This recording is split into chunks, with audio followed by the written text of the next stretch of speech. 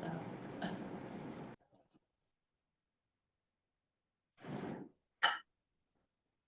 Forgotten my Roger. All right, let's go ahead and call this to order at 9:01 a.m. today.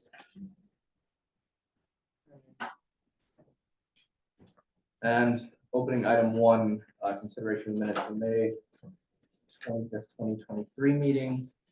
Julie, did you have a copy here of the minutes? If anybody had any questions, we have a physical copy. Yes, I do.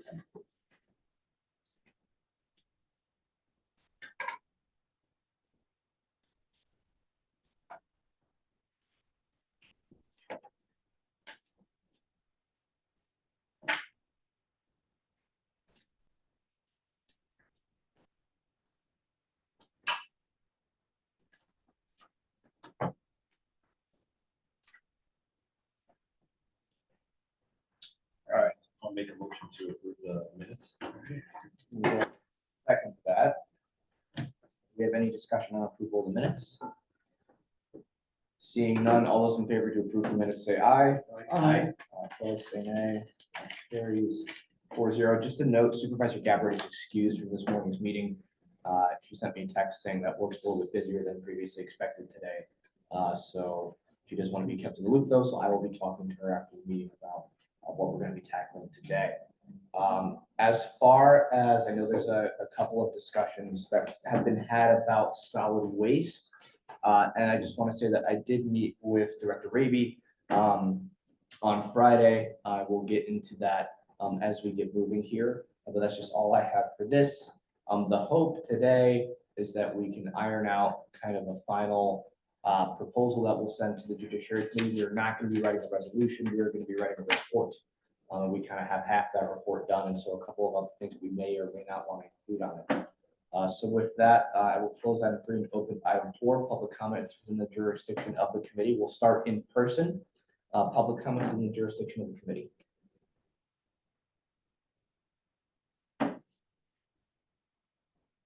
Doug Nelson, County Board Supervisor, District 35. Been a member of the Solid Waste Board for over 12 years now. I think they run a very good operation. I would hate to see that mixed or commingled with another committee. We do have 5 members out of 9 are all county board supervisors, so the county board still kind of holds the majority on that committee.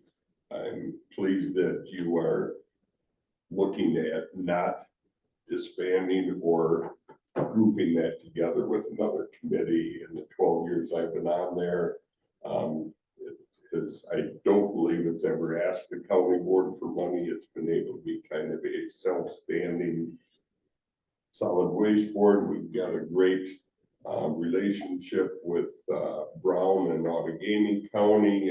We're geared up till about 2040 as far as having a place to go with garbage. We've got to maintain, we've got certain funds set aside, but we have to maintain 2 hills, one that was built before we knew how to build them really good, that is a little problematic. So we need those reserves to continue to move forward. We're hauling out 28 semi-loads of garbage every day to Outagamie, so we're actually losing money now. Million and a half a year deficit, and we kind of need those reserve funds to move forward, but it's all working well. We're cooperating well, and I have talked to Jacob before the meeting, and I'm looking forward to you letting us do what we've been doing well for the last 12 years that I'm aware. Thank you, Doug. Any other public comments in person? Seeing none, I'm going to move to Zoom. Do we have any public comments on Zoom?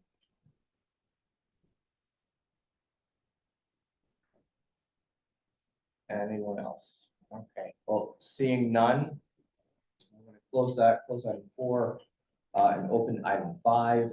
And I guess I'll get into it probably not now, I'll probably wait until the next one, but do we have any other communications shared by committee members?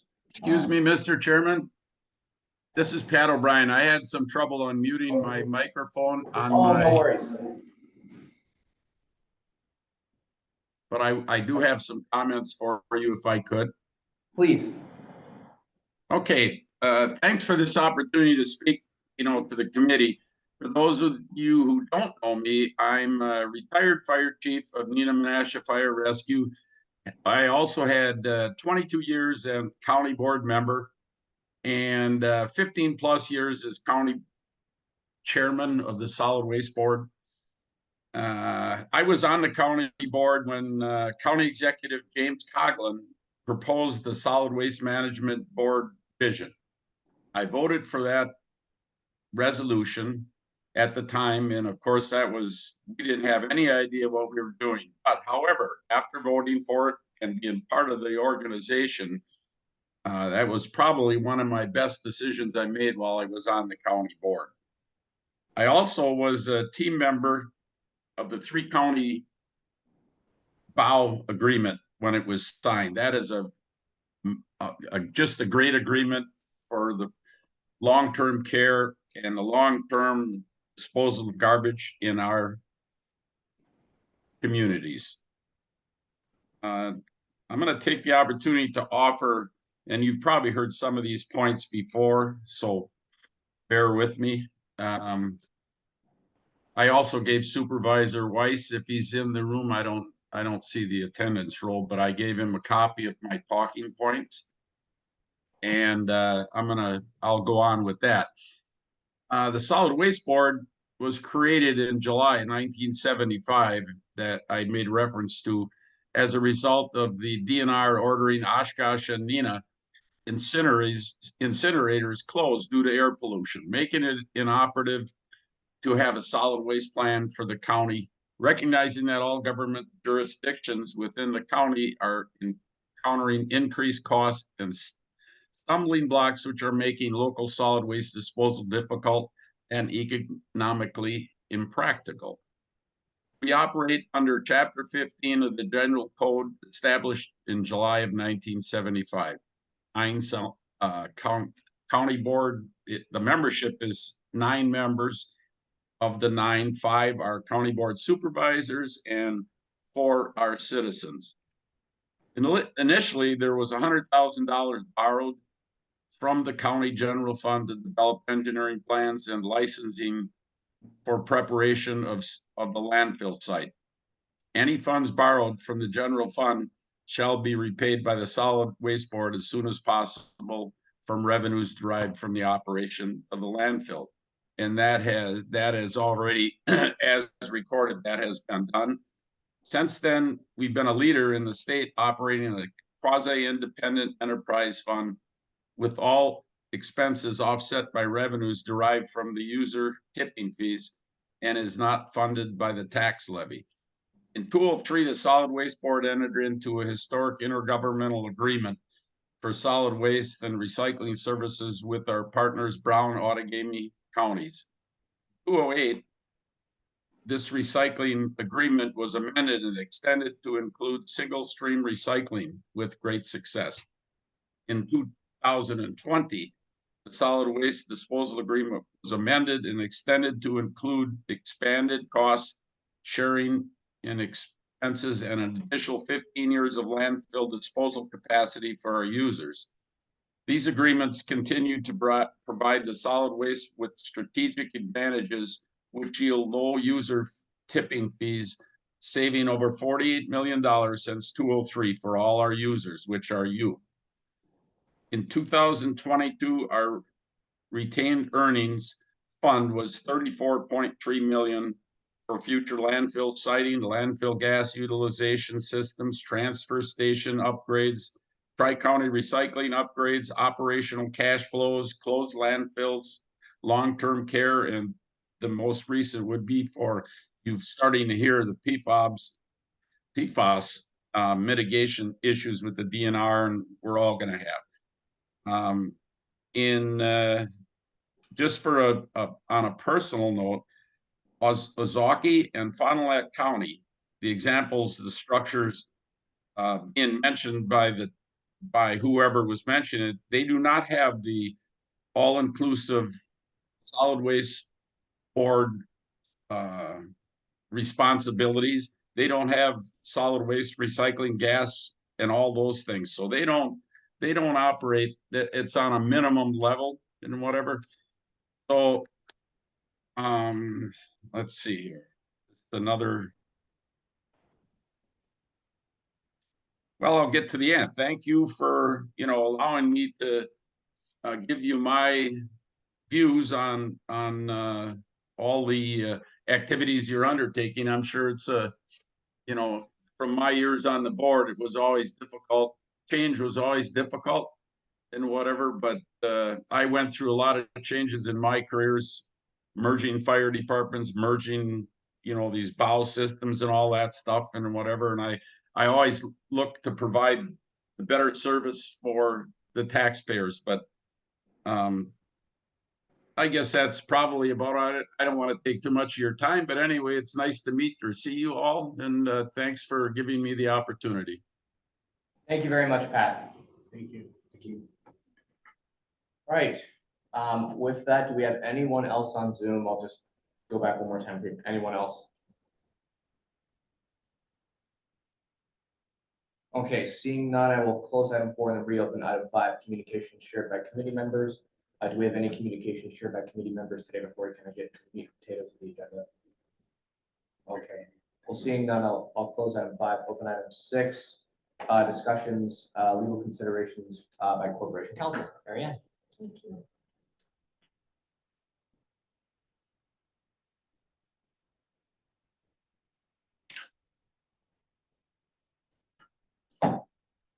Good morning, members of the task force. Morning. Supervisor Flom and I had discussions regarding what was viable in terms of a report that Supervisor Flom submitted. And I gather it was based on your meetings in the past.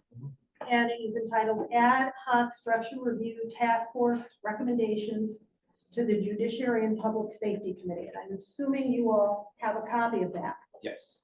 So I basically went through each category to see if there was anything that stood out to me. And as I advised Supervisor Flom on Friday afternoon, there were 2 issues that were unsettling to me. Let's go through the first category, which is public works.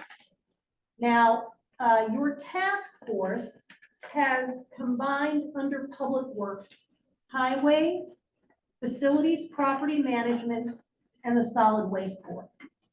Now, highway is governed by Wisconsin statute 83.015, along with rule 24.110, which basically indicates that there should not be less than 3 nor more than 5 members. Currently, there are 5 supervisors, so that's fine.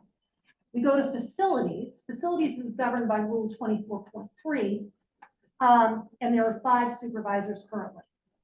The issue, as you've heard, involves solid waste. So Wisconsin statute 5970 governs solid waste, along with the county code 1504. There are currently 5 supervisors and 4 citizens on solid waste, appointed by the county executive. Now, as you also had heard from Pat O'Brien, the county board created the solid waste management board. So as long as the county board maintains the solid waste management board, it can't take away statutory powers referenced in 5970. The only way to have solid waste fall under the public works category is to dissolve the solid waste management board. That can be done, but that is a heavy lift. And so my recommendation would be to keep solid waste as a separate committee. or board, I should say, board. The next item, the next category was judiciary and public safety, and the task force was going to leave that one alone, okay? The next category, though, involved personnel and finance. And the change, you were going to, the committee's makeup would remain unchanged, but there was a reference to adding information technology, all right? Now, I was just curious as to what the rhyme or reason was to put IT, information technology, under personnel and finance. And I know Supervisor Sloan and I had some conversation, but I didn't quite understand the task force thoughts about that. Would you be willing You're to? looking at me. Well, I'm looking at you too, Robin. I said.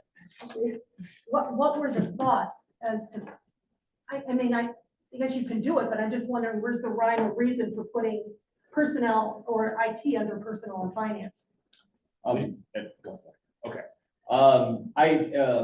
I think if I do recall correctly too, I think I did say it's kind of a horse piece if we fit IT into something like public works or personnel and finance.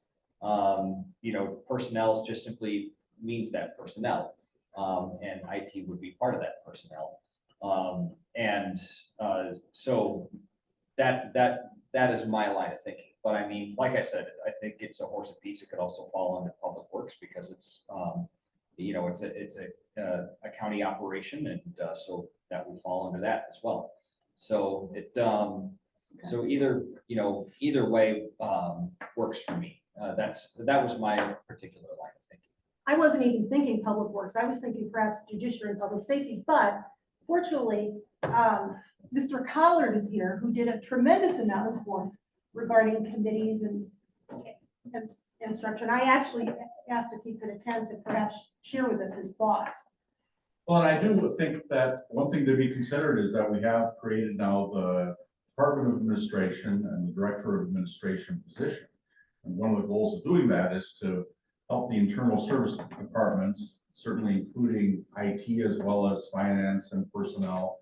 There are some others that aren't part of it, such as facilities, but at least those three departments to be working better together, more unified front in providing service to other departments. So given the organizational structure of the department, the IT director currently reports to me as Director of Administration. It's mainly, obviously, a technical field. It's one that doesn't involve a lot of county board type decisions that are needed. It's mainly behind the scenes administrative work. And so it would seem to make more sense to put it together with personnel and finance just to reflect the administrative structure of our departments. A lot of other counties that I looked at have committees that they call administration committees. So if we were to do that, personnel and finance committee would be acting much like administration committees under that title in several other counties that I looked at, which makes some sense. But you know, if you look at the information technology committee's history, they don't meet very often. They meet 2-3 times a year. They probably have one real agenda item per meeting. I'm on it. Yeah, and that's not been a recent trend, is what I'm saying. You know, and the reasons for the citizen member, I think, were historical, no longer really apply. Patty hasn't told you that story. I can tell you what I know of it. There were major concerns many years ago with the previous IT director, and they got another county's IT director who lived in Winnebago County, was willing to sit on the committee and wanted that oversight element from someone else who had that confidence, but that's not what we want. We obviously, our goal is to have professional management and not to rely on citizen members for the technical expertise. That's what they're for. It was actually a question I had. Right. Oh. I have created a minority report, and much of what has been discussed heretofore is addressed in my minority commentaries. So at the appropriate time, I would ask that you review these ideas. I think you will see that my perspective adds another dimension to the work that the task force has completed. And it addresses these very same issues that we are discussing heretofore. Well, I think when we get down to the agenda item about sending reports to JPS, we'll discuss yours about working it in with the report that we sent to. This has no bearing to the options that I had previously discussed in the respect to having a group rather than having a restructure of the committees, having groups of committees within the same parameters that we've identified the major structural. One of the questions that I had was about the citizen member on IT, and I think Mike can cover this. And that's regards to, is this a statute thing? Is this something the state mandated us to do, or is this something that Winnebago County did for, reasons of our own? And I think you covered that. My question is, if we take, it's not oversight, but the jurisdiction of IT and just move it to PNF, is that, we could put it in the rules, and the same thing we're doing here. Is there any other issues that either the Corporation Council or the Director of Administration would see with that? I don't see anything. I was trying to figure out the issue of the citizen member, and I was Right. looking and doing research, and I couldn't find anything, but you shed light on it. So I don't see a problem if you put IT under whatever you think would be the best fit. Right. Yeah. Should I continue? Yes, please.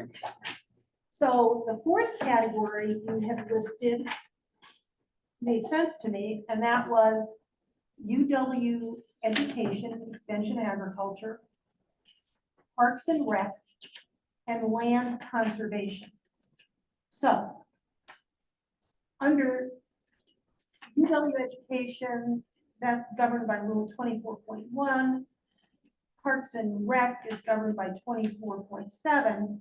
Okay. Land conservation is governed, as you know, by Rule 24.11 and with stat 92.06, open paren 1, close paren B. All right. So my understanding is with UW Extension, there are 5 per the rules. There are 5 supervisors, 2 from Land and Water, and 2 from UW Fox Valley. Parks members, 5 members. So under land conservation, which is a little bit more tricky, there are currently 5 supervisors and 2 citizen members. Statute requires 2 persons who are members of the Ag and Extension, so that answers that. 1 person who is chair of the County Farm Service Agency. That's fine. Now, the rule also talks about you may appoint any number of members who are county board supervisors. But again, the decision was presumably 5 supervisors. And then the statute talked about may appoint up to 2 members who are citizens. So I guess with the configuration, as long as you follow the statute, it makes absolute sense that these fall under the same heading. But we just have to make sure that we follow the statutory mandate, particularly with this land conservation. Right. Farm We've Service talked about Agency. it. We've talked about We have to keep, and one of them would have to be in any resolution, but it would have to be outlined specifically for the Farm Service Agency. it. Right. And I want to thank Julie for going through all the statutes at our last meeting and pulling them up. I know it ran pretty late. I just want to thank you for doing that. Okay, so the fifth category you have as Health and Human Services. And under that, you have Human Services Board, Board of Health, and Parkview Health Center. And again, I think it makes sense to group those individual boards together under a generic category. You have to be mindful of, again, of the statutory components as we've talked about. Because under Human Services, it talks about not less than 7 nor more than 15 of recognized ability and demonstrated interest. That's in the Human Services. We talk about under the code, 9 members, 3 who are not elected. So there's a lot of gymnastics that you just have to be mindful of. But I think it makes sense to put that all together. Planning and zoning, you left untouched. Aviation, you had that as a standalone committee. Is that right? All right. And then legislative. So right now, and I'm trying to find it. Legislative is a really big committee. Yeah, it's an amalgamation of all the plus. Yeah. The elected representatives from the federal level down. So my understanding under Rule 23.1J, there's 15 members. And so the task force is recommending you reduce it to 8 plus the county board chair. And that's because you're combining some of these boards, and is that basically? Yeah, it's basically saying, what we thought of in the last meeting would reflect the number of committees that we now have. So if we're gonna keep solid waste, then it would be 9. And then plus the chair, which would then be 10. Now, are you also going to be considering, and I understand Human Services Board, Board of Health, they're combined, fine, I understand that, but what about Industrial Development Board? So that's another question I had. IDB, ADRC. That was another one. And I'll open it up to the task force. Anyone else think of any of the major ones that we should include? What about Veteran Service? I don't know, where does Veteran Services fall? Under JPS. Okay. There's a Veteran Service Commission, but that's a different statutory animal, not really a committee of the board. So I think some of those commissions and boards and committees really can be seen as a different class of committees. Right. And some counties expressly treat it that way. They'll say level 1 committees or level, group A committees or group B committees. But in the IDB, for instance, that's a statutory board. There's, I believe, ordinance, vote on it, et cetera. It doesn't, it's not a committee of jurisdiction with respect to a county department. So we can kind of draw the line that way. Committees of jurisdiction for county departments are in a separate category than those other, what you call more minor boards, commissions, and committees. May I ask leave of the chair that my minority report be considered along with and after the legal considerations? Yes. Because what I say, as I said, reiterates what has been said, and it also would have bearing as we come to a discussion and a consideration vote going forward. Yes, we will add that to the agenda item once we get to that discussion point. Right here. Right, but we're still going over the Understood. considerations. Once we do, we will discuss it. We will. I appreciate that. So anyway, those were my thoughts, because I know you had 8 categories. So then if you leave solid waste as a separate standalone, then you would have 9 categories. And I think those were basically my thoughts. Does anybody have any questions for Mary Ann? Thank you, Mr. Chair. Well, I know that Supervisor Gabbard won't be a fan of this, but I made the suggestion at the last meeting of the possibility of having aviation fall under Public Works. Would there be any issue if we were deciding to make that recommendation as the task force?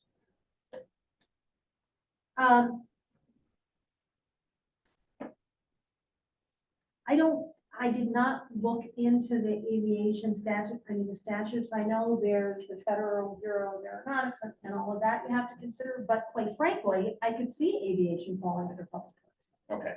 But I haven't researched that because I didn't think you were gonna be looking at that. Sure. But I'll be honest with you, when I was going through this, I thought, well, why is aviation a standalone committee? That's what struck me. But then I understand, I mean, there are many grants involved and there's a lot of parameters, things that have to be considered. I don't know if Mr. Collard might have anything to add. Give him that aviation. Well, we did do that in Sheboygan County, for instance. That's a fair example. Where they combined aviation with transportation. I don't know that facilities management's in the same committee now, but the airport is considered part of the transportation department and transportation committee. So I know it's possible. You know, I just know that one example. I wasn't mind the departments when I was still there, but I wasn't that much about the legal details. But I don't think there were any particular legal difficulties with it at all. Just a matter was that the avenue we wanted to pursue. Obviously, then since we were doing the departments as well as combining the departments administratively as well as the county board committees, you know, the highway commissioner was essentially the airport manager's boss, provides, you know, a different form of structure. That's more on the administrative side. Doesn't necessarily determine what the committees are, but it certainly could be the same people. It's still, you know, 5 county board members considering highway issues, same 5 county board members considering facilities issues, airport issues. You could just make them the same 5 and combine the committee. I mean, it's really pretty much as simple as that. I do have, if you'll permit me, another thought or something the committee may want to consider regarding solid waste. Just an idea.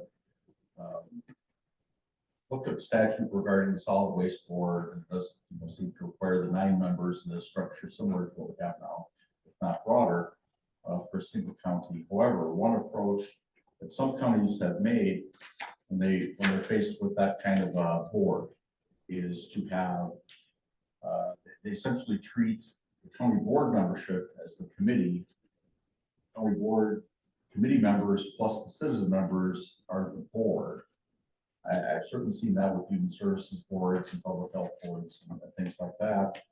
But it certainly could be the case, quite simply so, for solid waste to simply have the public works committee members become the county board member portion of the solid waste board. It would still be a separate entity. You can use the same membership as the public works committee would automatically, if you will, become the county board members of the solid waste board. Now, if the goal was to provide that kind of overlap, coordination, you know, kind of consistency of approach between those departments, that would achieve that without adding an additional set of work. That's an interesting point you bring up. I'd like to open that up to the committee plus the representatives we have here from solid waste, both in person and Zoom. Basically, the idea is that solid waste remains a separate entity, but the supervisors who are on solid waste would also be the same supervisors who would be on our hypothetical public works. Right, that could be provided by rule. Okay. You know, to ensure that they were the same, and that way, especially if you're worried about how many board members or how many committees, if you want to make those numbers come out even, that's one way to do it. Sure. As well as having, you know, consistency in all the different oriented areas of the county. Well, let me open it up to the committee, right? Oh, yeah, if that were to be something where it be done by rule, then per our recommendations, we would need to correct here, we would have to pass a rule or pass some sort of ordinance or resolution to change the code so that it would allow for that to happen. Is that correct? That would then have to go through JPS, as JPS is the de facto rule committee. Well, my assumption is that your report's going to JPS. JPS would have to propose a rule change to affect Yep. the whole change in committee structure, so it could be done as part of that. I haven't thought specifically about whether a change to the code would be needed for the solid waste board. May not be, because code provides for 5 county board members. The rule could just provide the mechanism as to which 5 board members it was. Okay. I just wanted to just understand the protocol if we were to go forward with that suggestion. That's all. That's all. Anyways, I'll open it up to. Yeah, so others. I'd like to get some feedback from the members of the solid waste board that we have here presently and on Zoom. I'm going to start with Paul, because Paul, I know you've had a fair degree of work with the solid waste board. And I have things to say in my Yeah. minority. Okay, so would you rather save that for later, or would you like to go into it? Because this is just on solid waste and the idea that Director Collard proposed. So if it's not on that, we should probably wait till later. Well, I argue the solid waste management board has had great independence for the 17 years I have served on it. Previous county executive monitored it closely with his personal representative attending solid waste meetings. The solid waste management board can be dissolved and put on a committee plane. However, the great success that independence has bestowed upon the solid waste management board permitted it to accumulate over $34 million surplus retained earnings. This result has been accomplished by combining county board supervisors and citizen experts in areas of solid waste activity. It would be criminal to destroy the well-functioning board to the whim of the administration. Doug? My only concern is we've got 5 county board members that are pretty locked in, they have been on for years. Do all 5 of them lose their spot on there so that the 5 from, obviously I'm opposed to the combining now, Sure. but I'm opposed to using the same 5 people. We kind of have 5 that are pretty much dedicated to the solid waste board. I never knew garbage could be so interesting, but when I found out we were burning methane and generating $3 million worth of electricity, it was quite interesting. And I think you'd lose some people that kind of have their heart and soul in solid waste, and by combining them. So I personally don't think I'd be opposed to it if I understand the logic. One of the things that in looking at this, the more you look into it, is continuity of expertise. And that's something we want to try to maintain. And that applies to the solid waste board, that applies to everything here. Ideally, the citizen appointments, and I know this is kind of digging deeper into the minutia, the citizen appointments would carry over, for example, for human services, some of them would. Because I know on human services, for example, we have to have a doctor. That's in the statute. You have to have a doctor and then somebody in the nursing field. And so 2 of the people who we have on human services, Board of Health, is a doctor and a nursing specialist. Yeah, an RN. Yeah. So, or a PA, yeah. So those are things that we want to, so with the citizen appointments that we still have, we want to make sure that we carry over that continuity of expertise, because in day-to-day operations, it does matter. And so if that was one of the other question I had was would that dilute the power of the county board chairman to make those appointments then? Because if we're constraining the chair in the chair's ability to make saying that, okay, the 5 you appoint to public works have to be the 5 that are on solid waste. county exec deals with the citizens. The citizen member, the But you're board. talking members. about the board. members. Yes, the board representatives who are on solid waste. Because Doug, you were a citizen member. I was a citizen Right. member for Right. 10 years. Okay.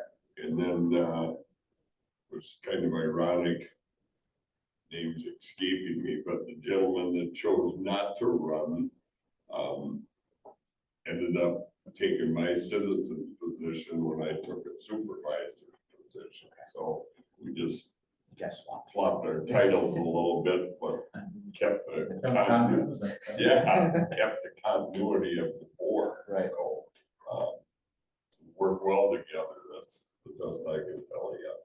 I will tell you, I have been involved with solid waste, off and on, but recently quite extensively. And I will tell you that it is a very detailed area, specifically of the law, especially when you're, dealing with waste and environmental matters. And so there's a lot, there's the DNR, there's a lot involved. And as you've indicated, there's a lot of expertise. And might just add to that, this PFAS thing is coming down the pipe, and solid waste is gonna need everybody's expertise on board. We never created any PFAS, but we've got 2 hills full of it, and I think you need people that have been on that board for 10, 15 years to try to navigate the choppy water that's ahead of us. For the record, I also did reach out to Legislative Council in Madison vis-a-vis Representative Schraub's office. And the only issue they had was, it was a short reply concerning the middle of budget season, was the solid waste. That was the only. Combining it. Combining it. That was the only flag they brought up. They said, hey, if you do this, you're gonna have to combine. You're gonna have to Dissolve. solve. Well, Yeah, I should like to add the perspective that the solid waste board and department, it is the board is a quasi governmental agency. Its membership includes the citizen as well as the county board members. It is an entrepreneurial exercise. It is a separate enterprise fund. It has operated. The bottom line is their retained earnings. That will tell you the whole story, as well as the history of the, as Pat O'Brien had explained, the Bow counties.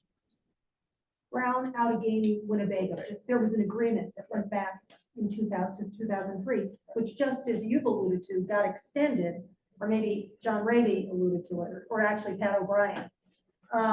It's extended to expand cost sharing, and I think it goes until 2035 or 2040, something like that. then there's gonna be the expansion of the Wilshire facility.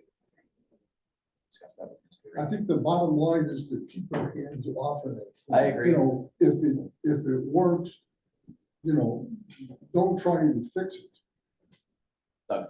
Just one other thing I'd like to add, I'm no financial genius, but I've been told that the fact that we have 34 million in retained earnings does help the county an awful lot whenever they go into bonding or any of those issues, because that having that set aside that we know we're going to use over the next 20 years, whatever, it does give us better rates whenever we're bonding, because we do it's kind of separate, but it is all part of the counties, and I think that's a little bit of an asset that the county gets out of the fact that solid waste has been able to handle their money very well. I think that Does that positively impact our credit rating?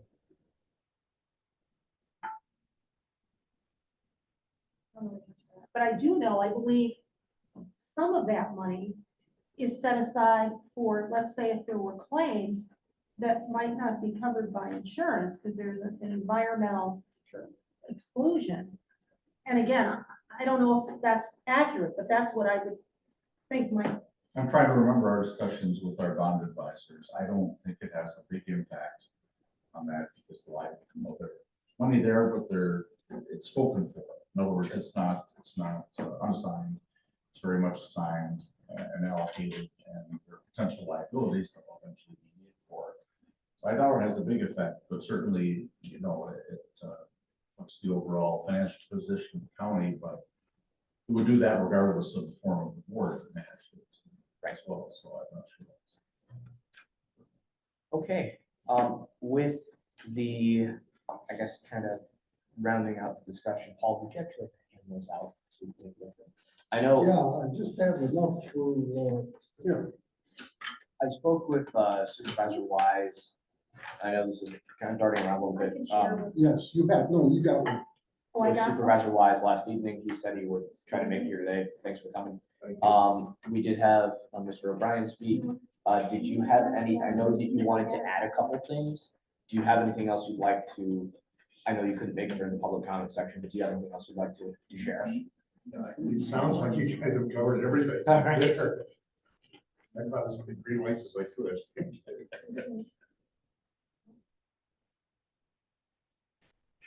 Basically, I've researched and studied the materials explored and developed by the committee restructure task force. My recommendation is to make no changes to committee structure at this time. My reason is movement to restructure committees is a county executive initiative evidenced by the Mike Collard, Director of Human Resources, February 14th, 2022 agenda item report to the Judiciary and Public Safety Committee. The rationale for a county government turnover and need to guide onboarding county supervisors to county business has been answered by their assimilation into the existing committee structure. In my opinion, the county executive expressed wide span of control concern that the current arrangement of standing committees is misguided simply because the largest number of boards and commissions are not even considered in this restructure exercise. Two, furthermore, no reason other than perfunctory allusion to promote efficiency and economy has been presented to the task force. Let me ask you, my fellow members, what is the reason for the restructure? No task force work. Oh, okay, because Paul, number of boards- Can I stop you for a second? Do you want to read the entire thing? Because we do need to get. Do you want to read the entire thing? Because we need to get No. moving. Furthermore, no reason other than the perfunctory allusion to promote efficiency and economy as presented to the task force. No task force work is complete until the county executive and his Department of Administration director are interviewed for their perspective on county board restructuring. There's more work for this task force to do. You're not done. Three, the University of Wisconsin Extension Local Government Center is the primary academic research arm providing Wisconsin municipalities, particularly counties, with guidance on organization and structure. They identified two reasons to restructure committees. A downsized county board needs to adjust committee structure to the new sized board. County board believes that the committees are too powerful and seeks to reassert power over decision making. That's the research arm for the UW system. Now, addressing the work of paper that has been presented. I argue, of course, I have said that verbally, so I'll skip the comments on the solid waste management board. It has only been within the last 10 years.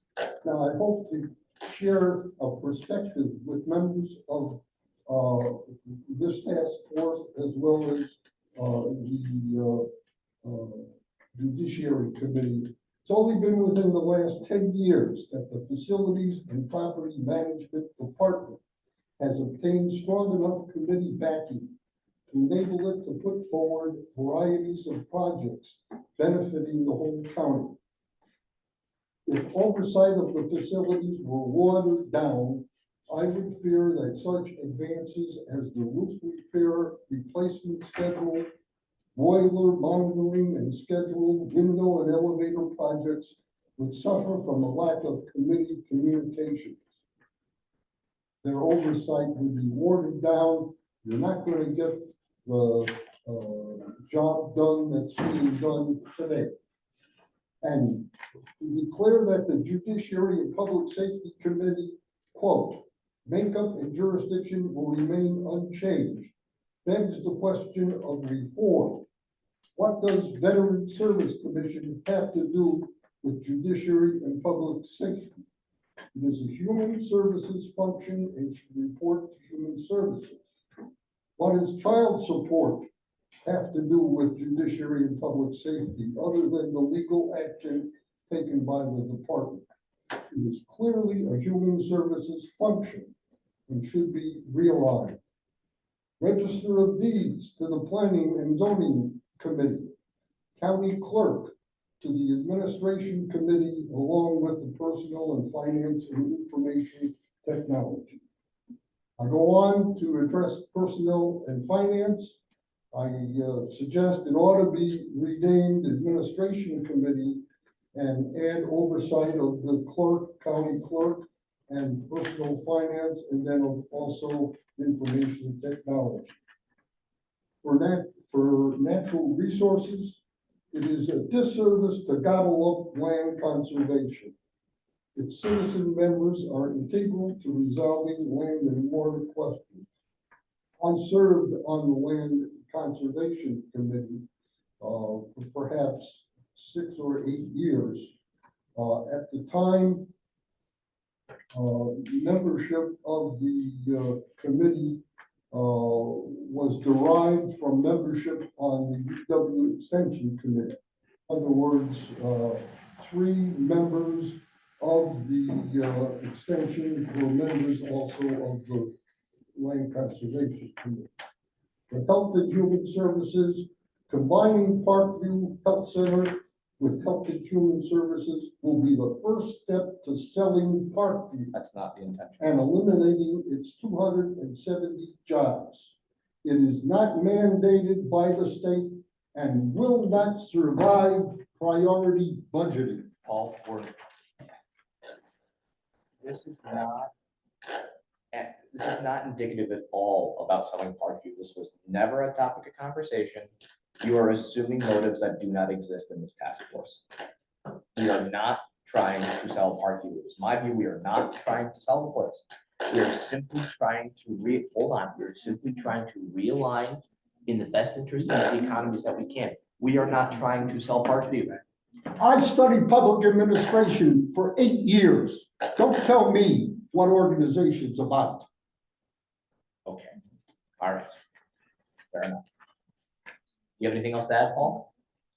No, I think, well, I have one other suggestion that I didn't really include here. But as so far as the aviation committee situation is, I would suggest that if you're going to restructure, you ought to make the aviation commission and have set it up on the model of the solid waste board, because it also is an enterprise fund, and it is the object is to get it to be profitable. And I would believe that if we use the same principles for aviation, it would be become profitable. As a member of solid waste, I even proposed somewhere along the line that the reserves, the retained earnings be used to buy the aviation facility and instantly profitable. But one other thing is the legislative committee, if you study the model of Fond du Lac and the rules that they have shared with us for their situation, or for their county board, you would see that it makes good sense to consider the legislative committee not a standing committee, but a special committee, a committee in its own right. You know, just like you have a special committee for committee on committees. You know, it's not functioning just as the other standing committees function. And if you're going forward with ideas, consider the ABCD type secondary considerations of Fond du Lac, where they identify committees in 4 different categories. And we could, I think I had presented that idea before, but I know that at this particular time. I think I probably said everything that I've had on my mind, and I would appreciate if you consider what I have to say, and I'll sit back and I'll listen to what the majority has to say. Doug? I just, if I can, I'd just like to add one thing. I also sit on the Land Conservation Committee. Sure. And we just recently were granted $3 million from the ARPA funds. That seems to be a lot of work for us, and we're trying to figure out the best way to stretch those dollars. And the 2 farmers that we have that are on the committee provide a lot of input in that. And I've learned way more about cover crops than I ever thought I wanted to learn. But there's a lot of work on the Land Conservation Committee, more than I probably thought to begin with. So just want to interject that. Oh, absolutely. And I think one of the things that I did want to make clear is that any change that, and I spoke to Mary Ann about, I said, if we go ahead and pass something, when would a structure change be implemented? And I know you had a couple things about that and about when an implementation would take place. Right, and we were talking about, based on what I was looking at, I was thinking with the new board in April of 24. So it wouldn't be in the middle of a term to interrupt the continuity of work that people are doing right now. That's very important. I know the ARPA funds for the land conservation has a lot to do with the breakwaters, and that's an important item right now. So, and if at a future organizational meeting, if that board says, you know, to heck with this, let's go in a different direction, again. So that'll be on a future board. That's assuming that this passes the county board. And so I think one of the things I see in this report, and I appreciate, Paul, what you put together. I do. You know, the questions about the register of deeds going to planning and zoning, the special committee for legislation, you know, turning aviation into an enterprise committee. I really wish we heard those ideas earlier. I do. I wish we did. Because again, the rolling up our sleeves and working on this kind of stuff is what, you know, is what we're here for. And I think we've done a lot of work, and there are motives in here. For example, I don't think anyone on this task force says, okay, we're gonna, the end goal of moving the governance of the Parkview Health Care Center is to sell it. Not mine, right? I can't speak for the members of this task force here, but I think including that in a full report to the JPS committee looks conflicting. And also it assumes motives that don't exist. And I think it's a little bit insulting to just assume that we want to sell Parkview. I don't want to sell Parkview at this point in time. I don't, right? There may be a conversation about that down the line, but not right now. This is just about the committees, commissions, and boards. That's it. We're not touching any commissions. You need to Right. you need to have the foresight to see the implications of the decisions that you make and the consequences of those decisions. And I have seen this county board transformed over the past year and a half. And I have seen the origins of the transformation.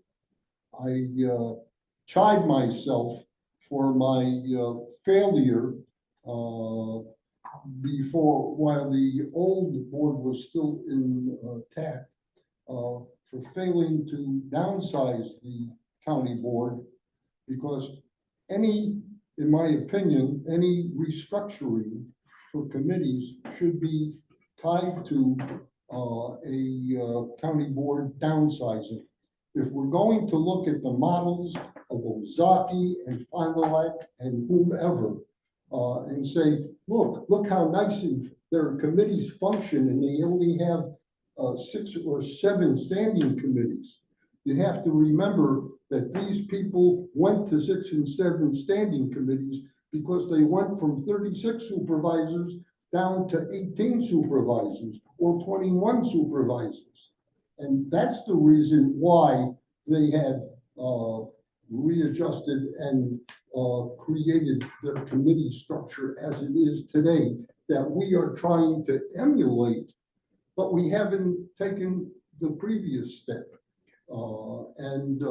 From my putting my toes in the water in the past, I could see that the general consensus of the county board is that there is not any interest in downsizing from the new crop of supervisors. But So again, this task force was mandated, as you know, with just looking at committee structure, not downsizing, and I absolutely understand what you're saying. understand that. I know, I understand, you're But saying, the premise, if you go back and you see what I had to say in my minority perspective, the premise for this whole exercise emulated from the administration of the county to assimilate new supervisors into the mold back in February of 2022.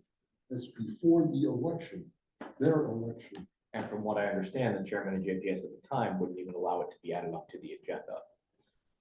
That's not a here or there.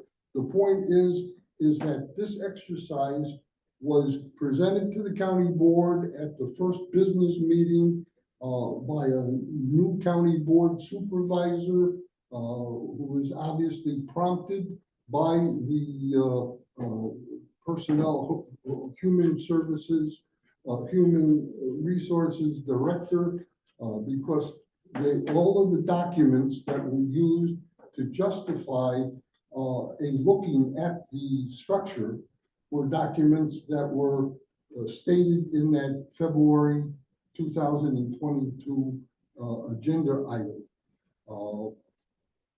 I mean, I have reviewed back the Arthur Young study of 1987. It was alluded to by the agenda item. There was the task force of efficiency and effectiveness that I still challenge my colleagues on this committee to give me a solid reason for restructuring. I haven't heard. There was a mandate by the county board to pass a resolution, which they did, that created this task force. And if the county board doesn't like what we came up with, they have the final say. Well, it's politics. It's politics. It's 50+1. Seizes the moment. So I can't accept, Chairman, what you have to say. I hear you, and I know where the authority comes from, and I recognize that if you got more votes, you're going to win, and that's why I appreciate the opportunity to put my 2 cents in, give my minority perspective, and share the experiences that I have had on the county board since 2006, giving insights that other members of the committee, the task force, have not had the privilege of experiencing, and also some of my own innate skills and aspirations. All right, thank you, Paul. I have a couple of other items. Cameron, do you have something you want to I just want to say, very grateful to serve on this committee, very grateful that it even exists. There should always be discussion. I made very clear at the very first meeting and at the board when this was voted on. I am very amenable to leaving things alone. I am also open to change. I have never been privy to, advised of, or aware of, nor do I have any ulterior motive on this committee in suggesting a change or leaving alone, other than increasing efficiency, transparency, and savings to the people of Winnebago County. There is no agenda other than that. I think to suggest that is not right. We should not be afraid of change. Mary Ann mentioned some things can be done and it may require heavy lifting. I implore the board and this committee.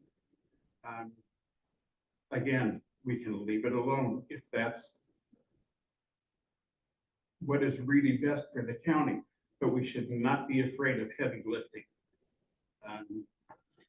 and shy away from that.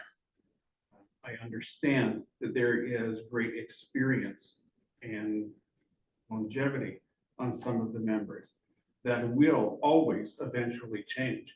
I won't be here in 20 years. So I have to look forward and have forward thinking. My ideas may not be the best or perfect 25 years from now. That's why this is being discussed. There is no other agenda for this. And I just,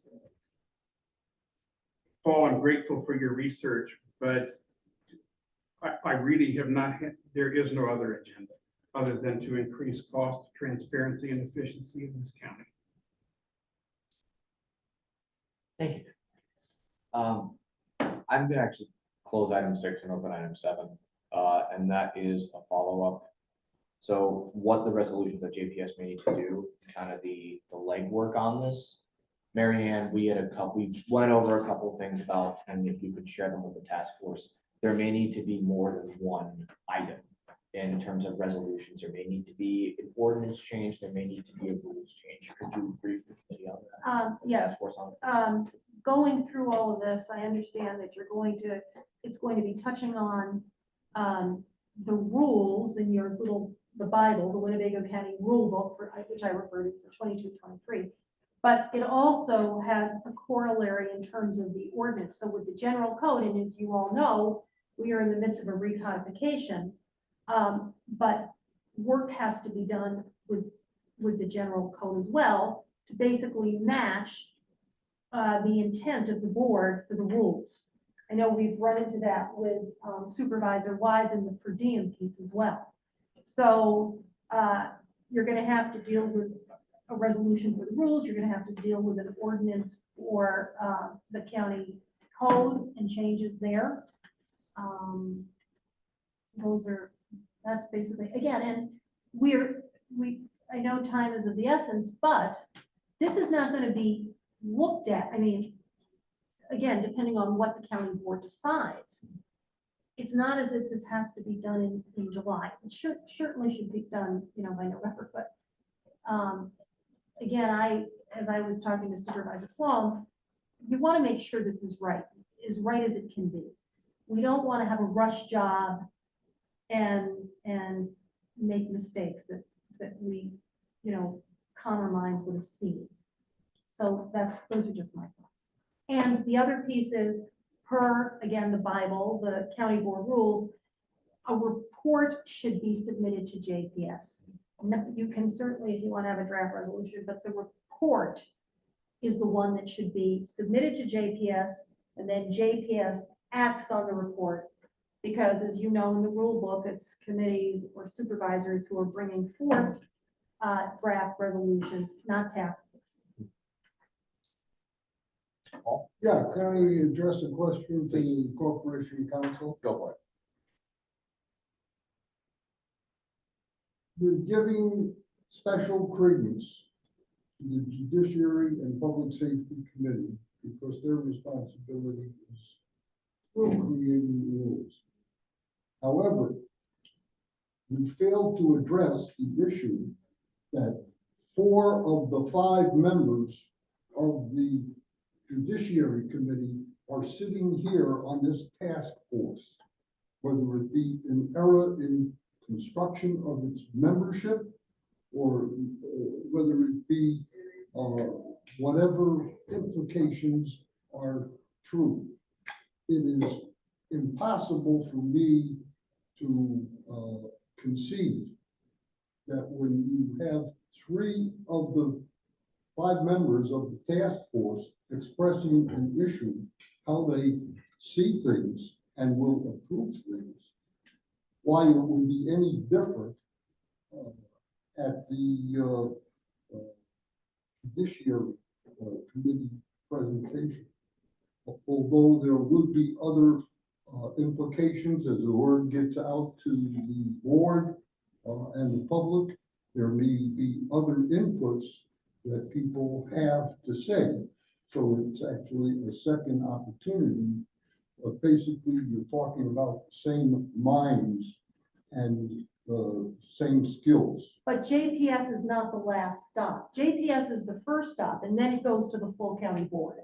So even if you have 4 people of the 5-member Judiciary Committee here, you've got a 36 county board of supervisors. And that's the end of the train. I mean, you expressed some issues about when the per diem task force wrote a resolution. And actually it's an ordinance change.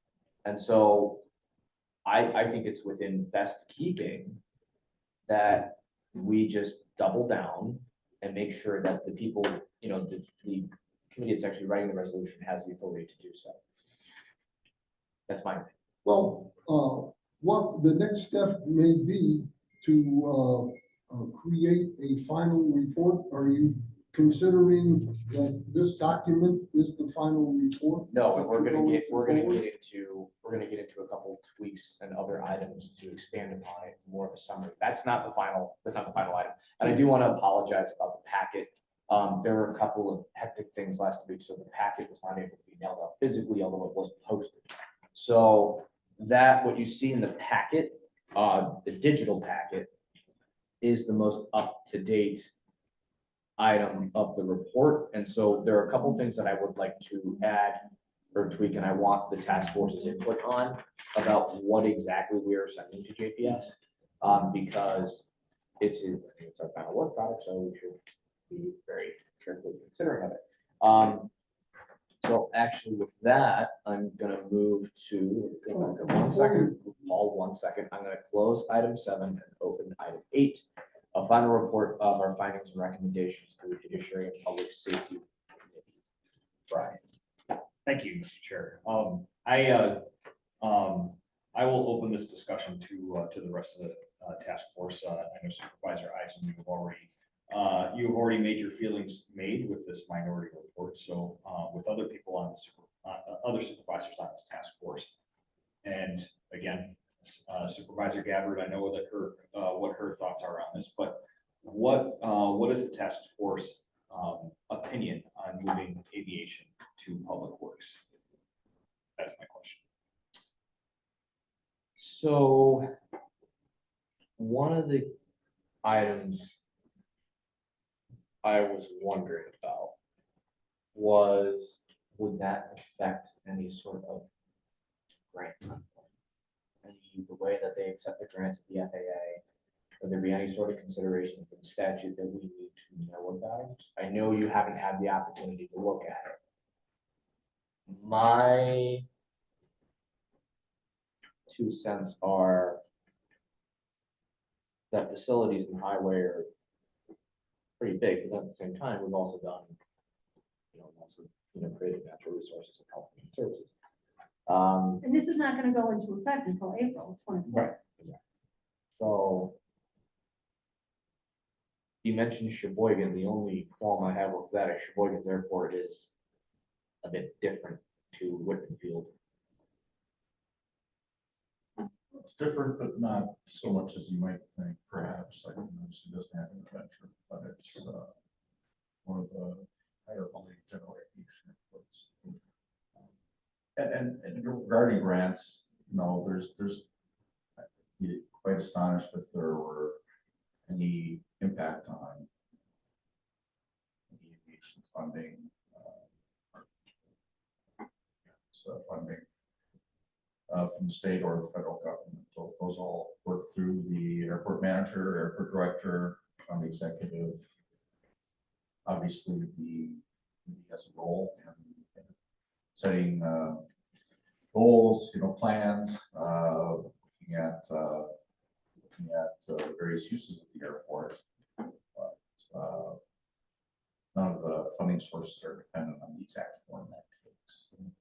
They still apply for grants with the FAA, just like we do, just like Winnebago County does. Yeah. If I recall, yeah. Sure.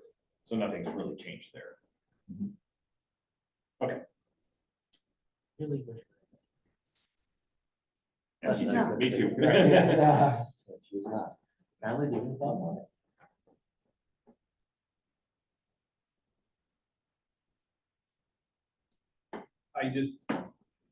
I wish she was here because, again, if it increases efficiency, if it reduces cost, we should be talking about. Here's I guess, kind of a compromise solution. If we, in our report, leave it out, JPS does have the ability to offer amendments, right? I mean, the county board has the ability to offer amendments as well, within standard practice around its rules. Yeah. So amendments can be offered in the form of a substitution or in just straight line item amendments. So you're saying don't touch it, just I mean, I see that's where I worry. That is, because I really do want her input. And she's currently not here. So that's the concern that I have with it. That's understandable too. I mean, I agree. It's very unfortunate she wasn't able to attend because we're now in that process where we are looking at cementing a final report. Right. And, this is a question I'm putting forth that she would be the person that would answer that. So I can't, I mean, it's tough for me to go forward with that one. I do kind of feel like it's a little bit of, and again, not intentional. But I think we also have the option of having another meeting. I was just about to, even though that right. I really don't like kicking the can down the road. That's just like that. Maybe that is what we need. Is that even possible to do this month still, within the next Yeah. 7, 10, 14, we can do 15 one. days? We can do one this month. I think in this case, we would have to make sure that it works with Supervisor Gabbard. Right. So that she is able to attend. Can you articulate what was the reason for keeping aviation as a standalone committee at the last meeting or the last couple of meetings? What was the thought? Supervisor Gabbard's inclinations on kind of the singular, more of the grant accepting, right? And she had a couple of concerns with the FAA. So those are the ones that I saw. But We've also heard from finance, which again, your opinion is you don't think that could be effective if aviation was merged. Oh, there'll still be a committee, there'll still be county board actions needed to that committee. various things needed from the executive and the airport director. It's all sort of the same goal. Right, and the committee isn't controlled by state statutes as much as it is with other committees that we've discussed and boards that we discussed today. So, yeah, I think with that in mind, I mean, we can, one option that we could do is just simply run that question to Supervisor Gabbard and then have her answer be done in the form of an email to us, to the task force. Right. And before we make our final recommendations going forward, that's one option, or we could have another meeting, to address that specific item. Obviously, that, I feel like, we shouldn't have another meeting for that particular item, but I mean, if That would be the need only be, agenda item. what's that? That would be the only. That'd be agenda the item. only agenda item. Right. Right. So we can simply ask that question to Supervisor Gabbard and have her question be answered if she could provide the task force with her answer in the form of an email to us. Sure. So essentially what we would be doing then is leaving it, so basically having the 9, instead of having 8, we would have 9, so we take solid waste out. And then we would send an email to Supervisor Gabbard. And then pending her answer, we could reopen it. To If go to she's 8 amenable- or keep it as, Right, if she's amenable to the conversation, if she's not, and then we just guarantee, yeah. Correct. Yeah, personal privilege.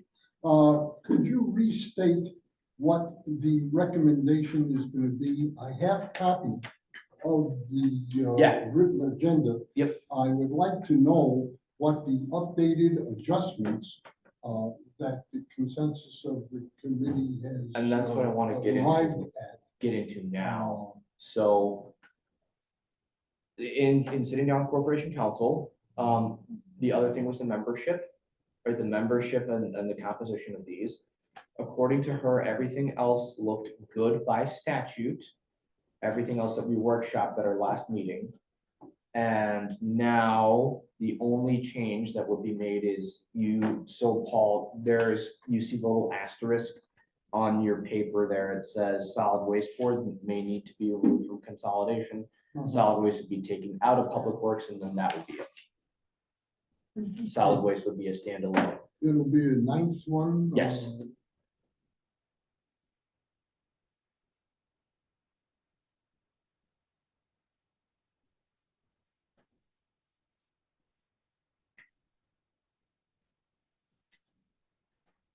And then we did answer the question about information technology.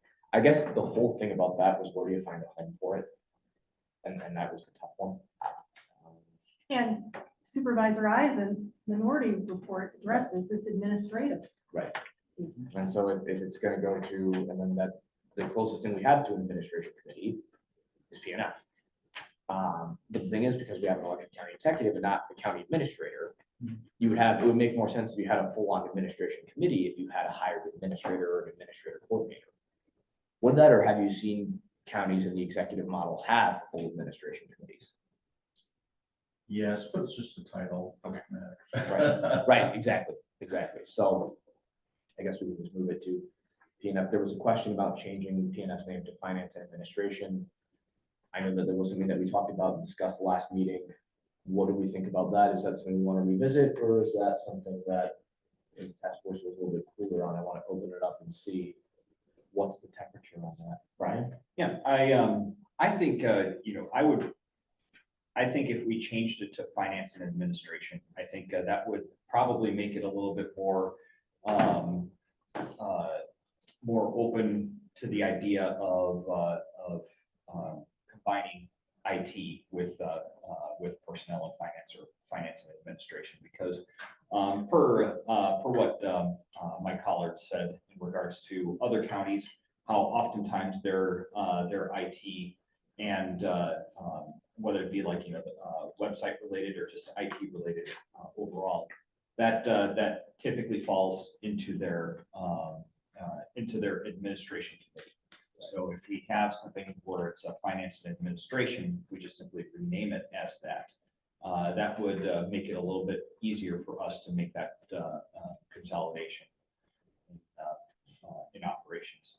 But that is my thought. I agree with that. I know the Biozaki model from Mr. Curtis, they put their IT, because I know you're looking at that, and we Yeah, went I'm trying over to that, find it, which yeah. was, I think their IT department was put under the administration committee, I think, or finance, just maybe, because I have a copy of the report here, from Mr. Curtis. And he provided a solution. Yeah, it says here, under departments, clerk, council, treasurer, information technology, human resources, finance. Yes. Yeah. Yep. Brown and Washington counties are executive counties that have an administration. Okay, so we wouldn't be out of Kenosha is an line. Executive county that has a finance administration. Right. Okay, so we wouldn't be out of line proposing such a solution, just a name change. So in other words, just a general administration that Yeah. has personnel, finance, IT, So There you go. Finance and that would be, administration. There we go. Paul. I'd like to suggest that we already are doing that within the human resources department. When you've got purchasing and you've got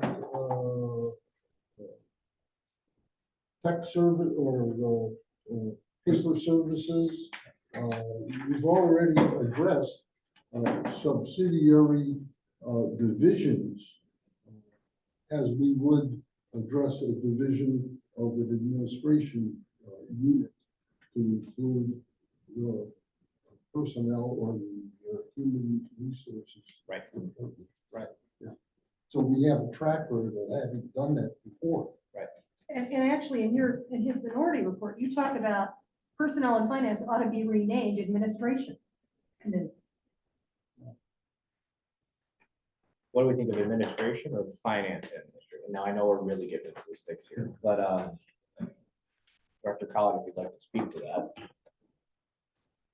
There's statutes, the budget statutes refer to the county finance committee. So there are statutes that refer to the county finance committee. That probably has motivated some counties to keep finance in the name.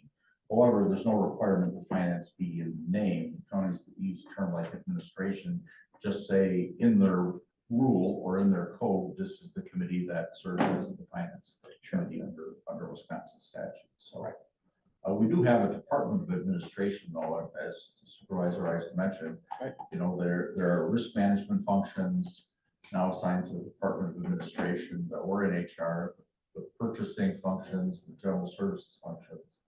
We're in finance, are now in administration. So Director Habeck is in your department then? he's HR. he's under my supervision. Okay. But administration is still a separate department. There are 4 administrative departments, if you will, that are all under my purview, some directly and 3 indirectly. So since we do have a Department of Administration, though, that seems most logical to me to use that term. Okay. Finance administration. Paul? Yeah, as we progress along this continuum, I think that there is an asterisk on land conservation with the natural resources. And from having served on that committee for several years and seeing the kind of crop damage settlements they have to deal with to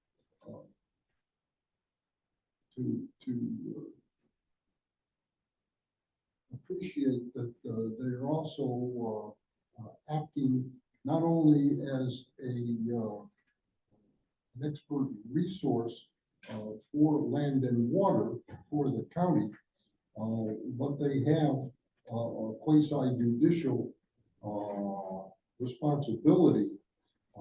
If there is a crop damage, perhaps from weather event or crop damage by an animal that I have participated in these quasi-judicial decision-making efforts in which citizen members, the two farmer members of that group, as well as the USDA agent representative, I have to suggest that it may be a majority, like convince you that land conservation ought to be able to stand on its own, much as solid waste does, because you have these additional responsibilities. And if we were to look up the responsibilities of land conservation in statute, it would bear out my sharing that there is a quasi judicial action on their behalf. And it would be not doing, it would be doing a disservice to throw in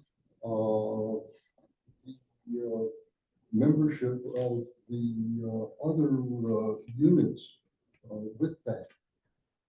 So I beseech the corporate council to find it. It's 92.06. Oh, okay. It's 92.06. And I think one of the things that I came across while studying this, maybe the task force came across while studying this, was the fact that the newly formed committees now are going to have more responsibilities. They are. Like, the way we saw it and the way that we were looking at it, we studied it, it was that judiciary was, the fair number of departments that report to JPS would be the model. And that the meetings run rather efficiently. Now, again, in this consolidation, we're not telling people how to run their committees. It's gonna be up to them, right? If they want to meet multiple times a month, they can, right? If they want to go out and look at a field or look at crop damage or look at some sort of settlement that the county may be involved in, that'll be up to the way the committee wants to govern itself. And so, in my opinion, we're making a fair number of moves here to maintain expertise. That Farm Service Agency representative will be kept, right? There would be another member of the public there. I know that we have a farmer who is on land as well. So we're trying to maintain that expertise as we move forward. And I do see that. I do see the concerns about that. But I do think as of now, at least, we're in a position where I think it's good to stand in there. I do. And if there's anything else down the line that we may need to edit, I understand that. But right now, it's all of these committees are going to gain more responsibilities. They will. Go for it. Can I ask, what are the composition of these committees going to be? They're listed in the report. They're listed under, so the one that you printed out, it says under membership. You should have that. If not, it's in the agenda packet. So in the last meeting, If that's what you want. So what is membership? and I know you were out of town, Paul. I know, it's not ideal to zoom in on iPad for this kind of stuff, but you had to do that. We went through every single statute of what's required of these committees, commissions, and boards in statute. And we created a solution that sits with and is good by statute. So Mary Ann looked at it, Legislative Council in Madison looked at it. They said the only issue was the solid waste board and the other things here. So membership under each one. So for example, Public Works, right? We do need to edit that one. But for example, with natural resources, we'll have 7 members. 5 of them are going to be supervisors, 1 USDA Farm Service representative, and 1 citizen member. So that expertise would be carried over. Okay, with the changes that we have discussed today, what is the supervisor count for membership of these committees? So How currently, many chairs, seats will there be on these variety of the decided upon structure? It's 44, not counting legislative, but Right. including solid waste separate there. Right. Now, granted, there are two, so the members who sit on UW extension currently then need to move in the current committee structure. The ones on UW extension also sit on land conservation, is that correct? There has to be one. Right. Right, one of them. Combine the committee, that's obviously on there. Right. How many current committee slots for supervisors do we have in the current structure?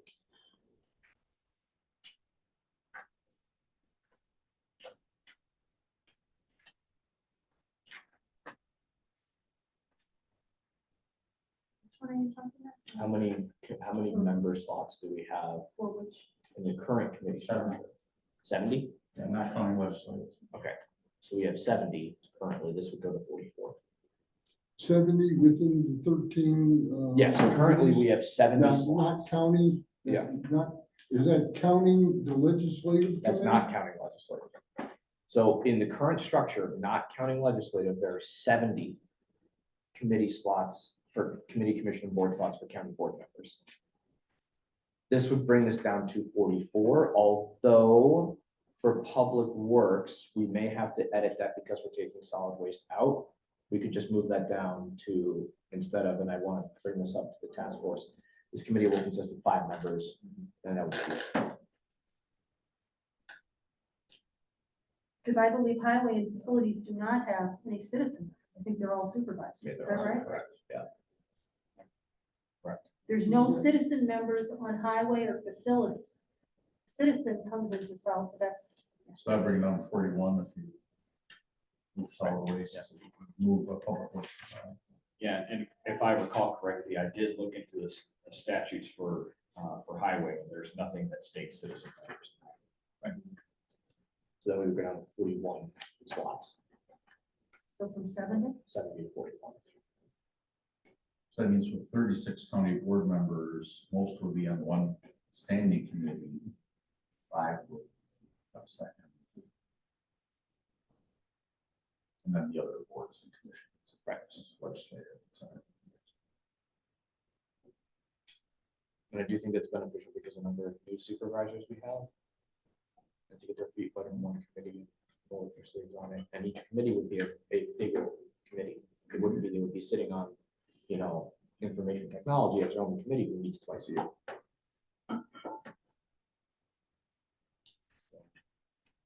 Let me just incorporate these edits and then I will.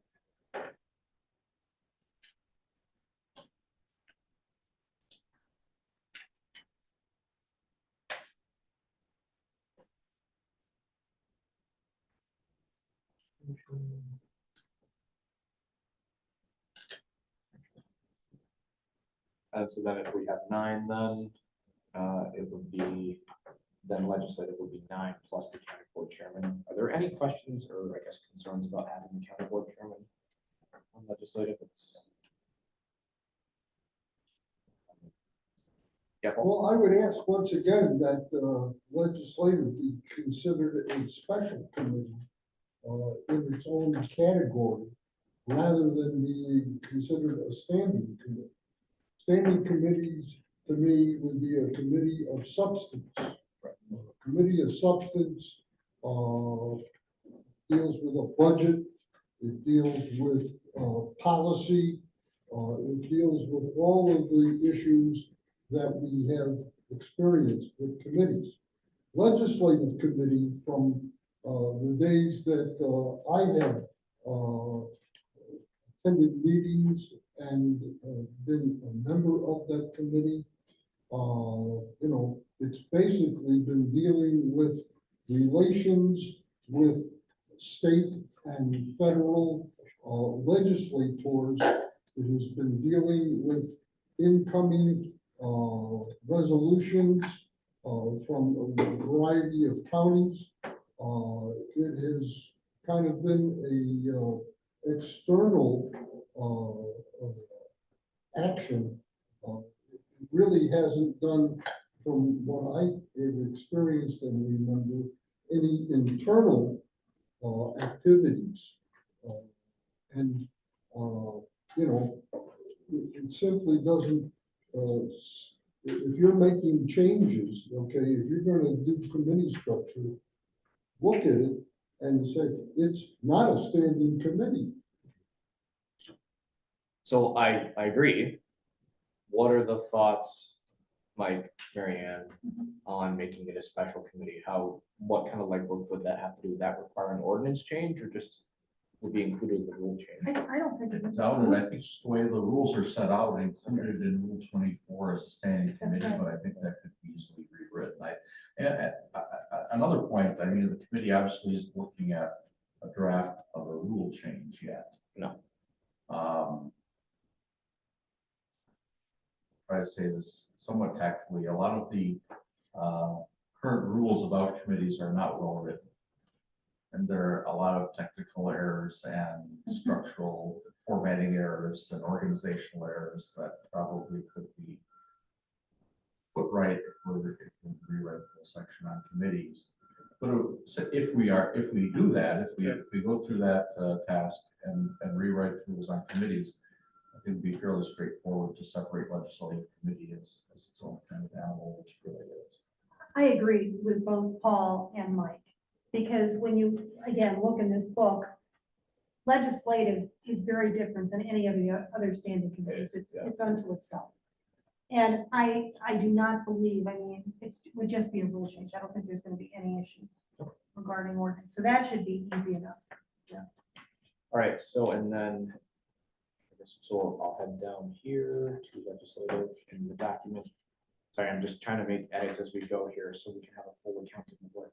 So this committee's jurisdiction, so as it's currently written, under the legislative in that section, it says, this committee's jurisdiction will remain unchanged, but will be reduced to new committee chairs, 9 plus the county clerk chairman. So we remove that section. And we would add a section of.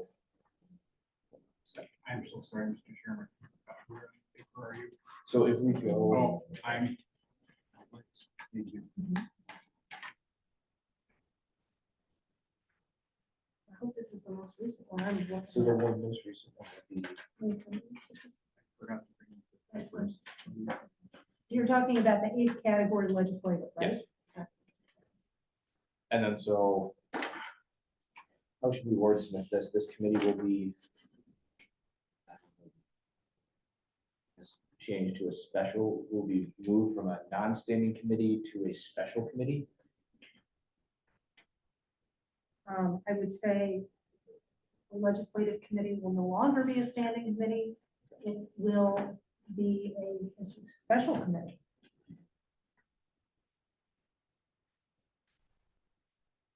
Sounds right.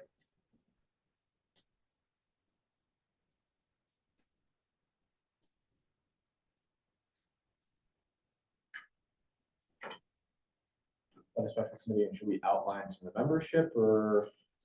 I feel like that's important. Because you want to take, you do not want to have 15 members. Well, it's very simple to say the legislative committee consists of the chairs of each of the standing committees, plus county board chair. Which one consists? Chairs. How do we include commissions and boards in there? The standing, right? Yeah. Will consist of Just the say the standing committees, because that's how you're. defining Right. that. standing committee chairs. Nine doesn't make sense. Yep. Committee chairs and the county board chairman.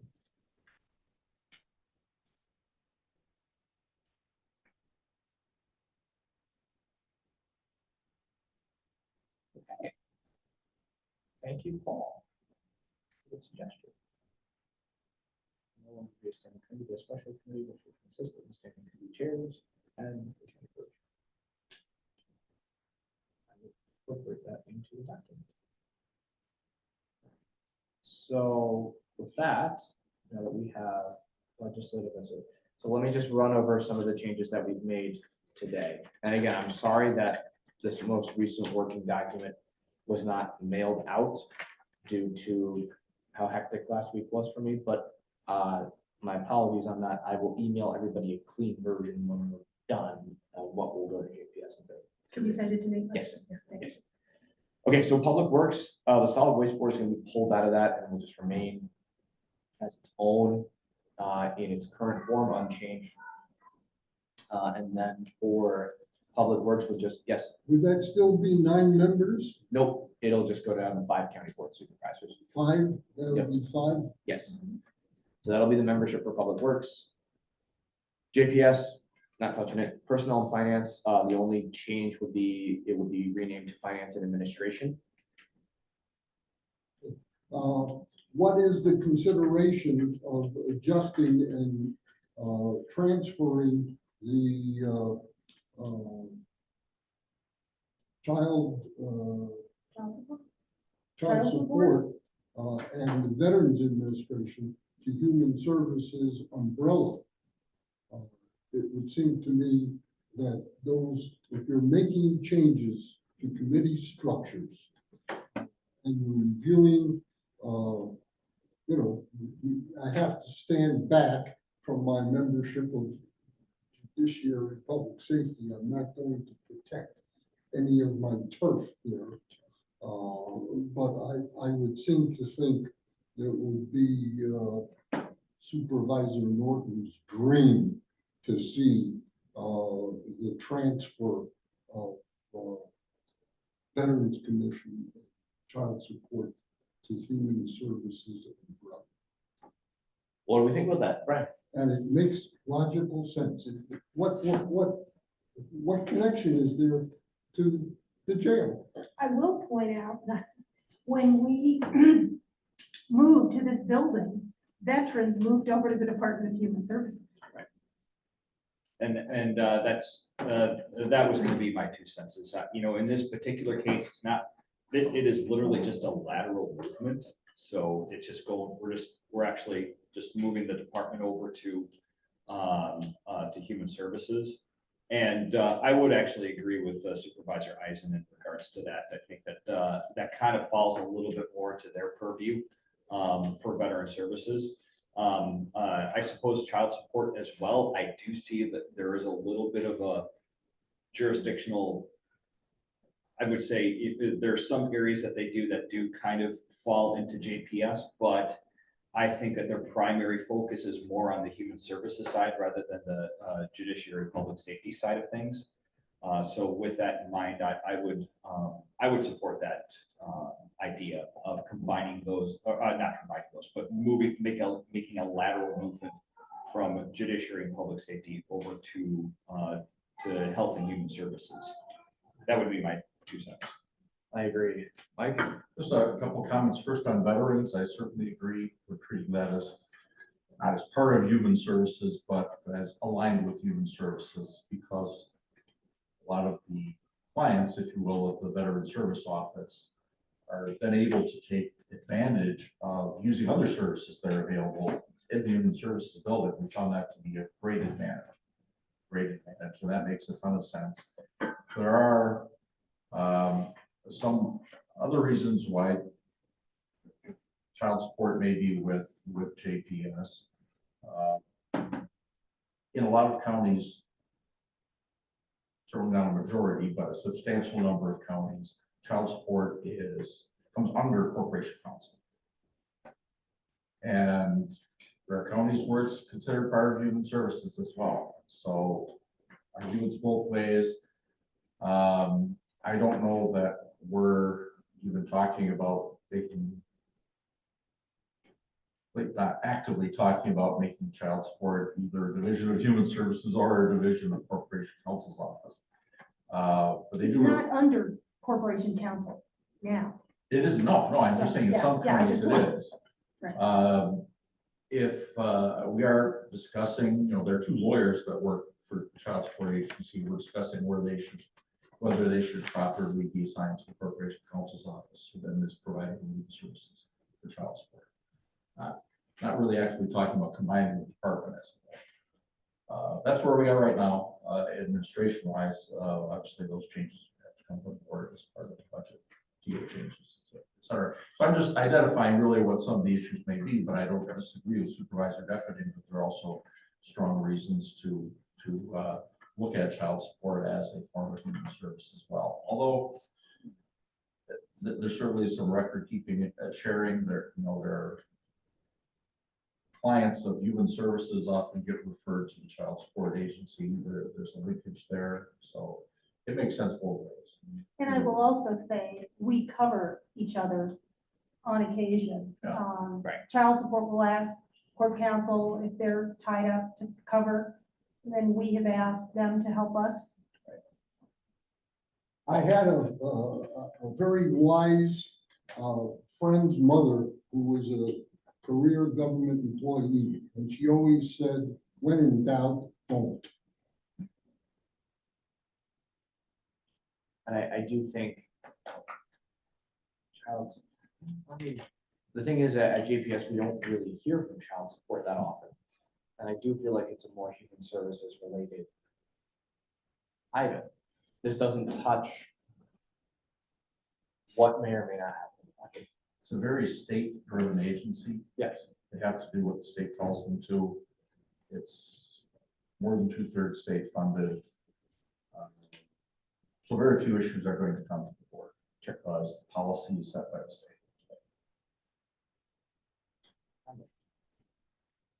First, very agreeable to the veteran services change for everyone, especially Mike and Mary Ann. If we were in talking about maybe moving on child support, what would 51% of the responsibility fall under? Because I'm absolutely on the fence. As I'm hearing the arguments for human services and JPS, I'm going absolutely back and forth on my scale.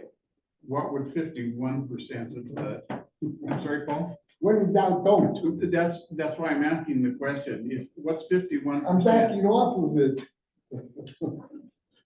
I would say it might lean more towards the human service piece, because I would imagine those lawyers are talking to the social, to their case managers, who are basically saying if there is such a thing as deadbeat, parents and that type of thing. So. But so few things actually come to the committee. It's That's easy to right. think 51% of what they do. But that's different from what policy issues come up to the committee and the board. They might be, there are very few budget amendments needed, as I said, because it's largely state driven and largely state funded. There's TO changes, but it's pretty, TO has been fairly stable. Major issues. And I don't remember, and all of you might, has child support come to judiciary? Once. Once, I don't even remember, okay.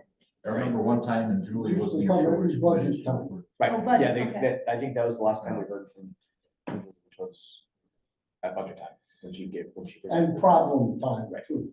Yes. There were problems. Because it's state, sorry for dragging the meeting, No. because it's more state, again, that falls under more of the rules, so I might be more inclined with Paul on, I don't know.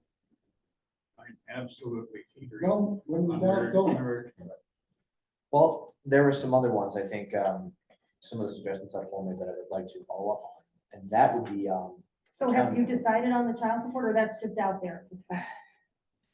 should we table it for a second and move to a couple others? The county clerk. The county clerk moving to administration, right? If we're gonna create an administration committee, finance and administration, what is the committee's temperature on moving the county clerk, a lateral transfer from JPS to finance and administration? I think that if you review the other counties' organization charts, you'll probably find that the county clerk is, under the umbrella of the administration. Because I look at Fond du Lac here.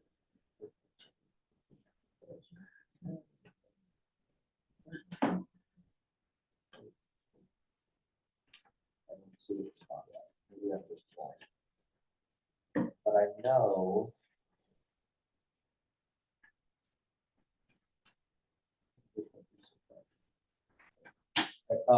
Could ask the county clerk, and I was about to ask, do you mind weighing in on that? You can certainly abstain. That would be fine with me. We'll just say, I honest truly, I never understood why it went to JPS. I don't understand, other than sitting here thinking now, unless it was county board related with the rule changes, if that all coincided with Right. our position, our office. And if I recall correctly, I think, really the only thing that was JPS related to the county clerk is, those incarcerated in regards to election time. If they were given an absentee ballot. So, right. I would be perfectly fine with that.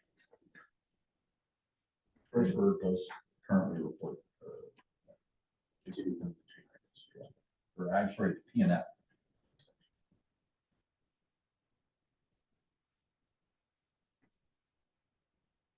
Any other thoughts from the task force on the county clerk?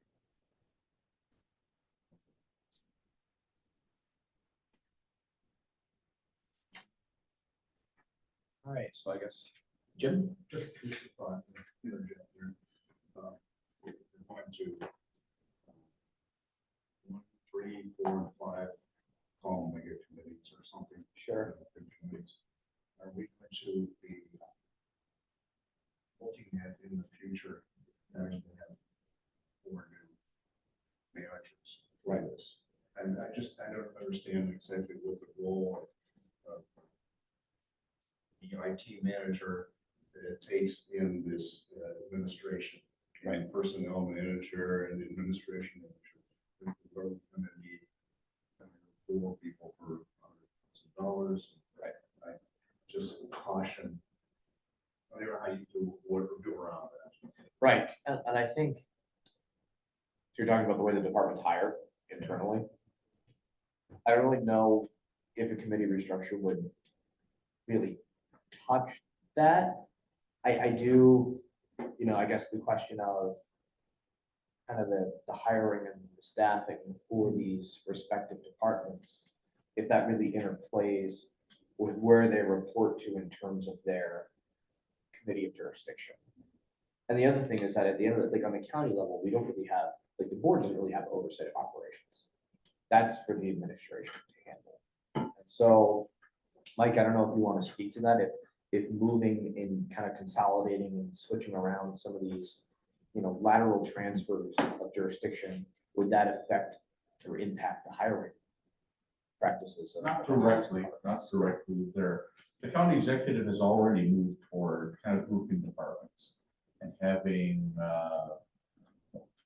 cohort meetings of department heads within the group of departments that tend to kind of follow the same patterns. He is looking at identifying, one department of each of those cohorts to kind of lead that cohort group, but that's not hiring a new person or new people. It's just kind of organizing the existing structure, the existing department heads in a certain way, and looking to certain ones for a little bit more leadership in that area, a little bit more coordination. It would be nice, so it'd be nice if we could match the executives with ours too. Right. Oh, yeah, no, and I think the executive will consider this, not to speak for him, but I'm pretty sure you consider this a step in the right direction in terms of facilitating, better consistency among departments that do related things, better communication among them, better, coordination of their activities if they are in related areas, because we have a lot of departments that do have overlapping areas, and make sure we're talking to each other, especially when it comes up to the policy level, which is Yeah. Awesome. And then the last one of Paul's suggestions here in his report was the Register of Deeds Planning and Zoning. Now, I know that we have members here who have previously sat on planning and zoning. And so, and also currently sit on JPS. Brian, what would your opinion on that? Well, see, with register of deeds, what jurisdiction does that currently fall under? JPS. That does fall under JPS. That okay. is Stormwater. Okay, I mean, the issue obviously with planning and zoning is just simply with the amount of meetings that we have to do, that this is, and, you know, Supervisor Eisen wasn't present at that last meeting, but this was something that I brought up at the previous meeting, is that with planning and zoning, just with the simple process of changing a zoning for a particular plot of land, you do have to go through 3 different processes. So then we all have to visit the site, and then we have to have a public hearing so that the community can come in and provide information for the committee. And then after some time, do another deliberative meeting to make the final ruling. This is just simply the committee being as thorough as they can to get as much information as they can when they're doing zoning changes. So with that in mind, that would certainly create a lot more meetings for JPS, and JPS already is burdened down with a lot of different departments. Of course, you know, we are thinking of moving veteran services over to Health and Human Services and possibly child support as well. But still, that would planning and zoning adds a significant amount of burden, a significant amount of time, I should say, and a lot more effort for JPS to do. So, you know, judicial and public safety is just that, judicial and public safety. Planning and zoning isn't necessarily a judicial and public safety subject matter. It can be, but not always. I mean, this is literally just into, like, you know, whether somebody wants to expand a stable, horse stable, or putting storage into building a storage unit, storage facility. Not necessarily something that really falls under judicial and public safety. So, so with that in mind, I mean, I do think that, I mean, I can see how that would fall under Register of Deeds. But at the same time, I think with the reasons that I provided, I still feel that planning and zoning should be a separate standalone committee, in my personal opinion. I think we were just thinking about moving the register of deeds out of JPS to planning and zoning. Oh, That would be the only, we weren't gonna, so planning and zoning was gonna be touched. What Paul was. Thank you for that recommending- The Industrial Development Board is Right. kind of like an arm of planning and zoning Right. department. The needs of the Register of Deeds, and that's a profitable department. It is. They're bringing in money, they're not using tax dollars. They're basically, they're taking care of the books. They're taking care of mortgages, securities, they're recording. Most of their work is digital these days.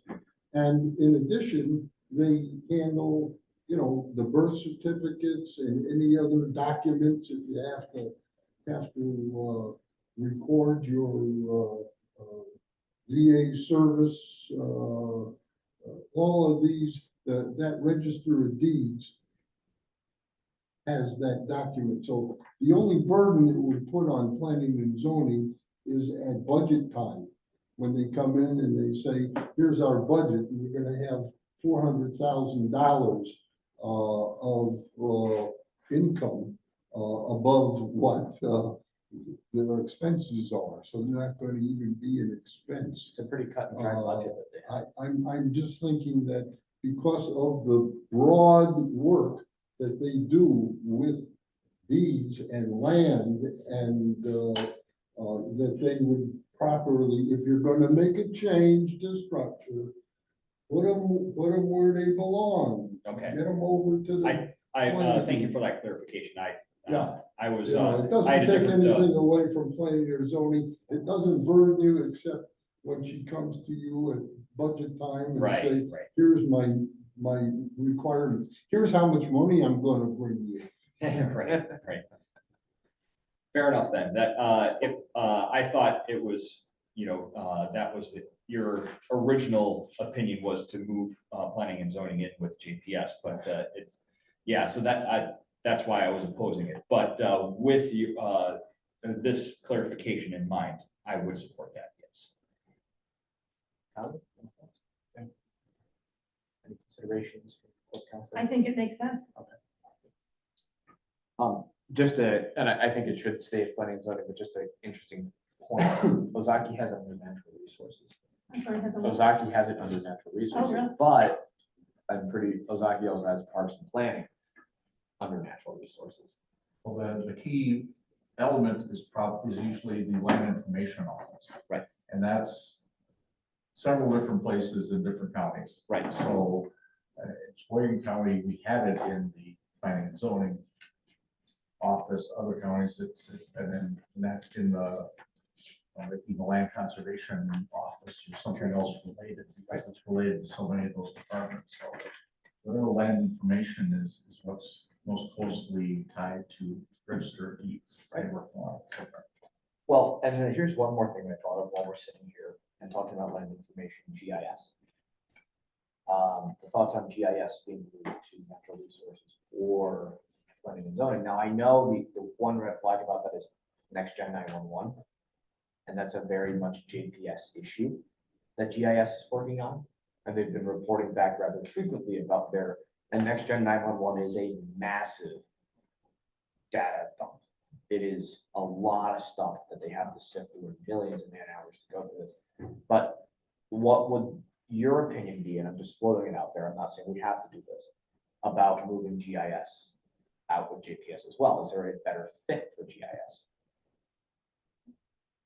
GIS in the rural GIS is in yes. planning. Is it in GIS planning is- currently? I thought it was a believe it JP. Oh, they come to Emergency JPS. management. Yes, So- they came to JPS about next gen 911. They're not- Our main GIS unit is part of the planning and zoning department. Okay, There's also a GIS person that works in the land conservation department. okay, But so the people at planning and zoning who GPS are the ones who do the redistricting. Yep. And the 911 stuff, And things 980. like that. So they would come to JPS for that, but they're still part of the planning and zoning committee, their department. So planning and zoning is still their committee jurisdiction.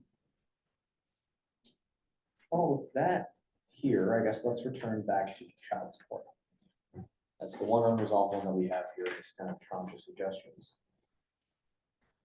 We've heard some pretty good explanations as to why, and explanations as to not.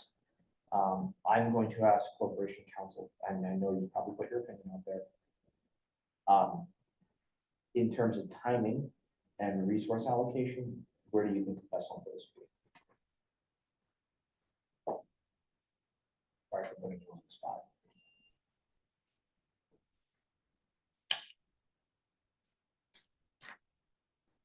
I think it could fall under either.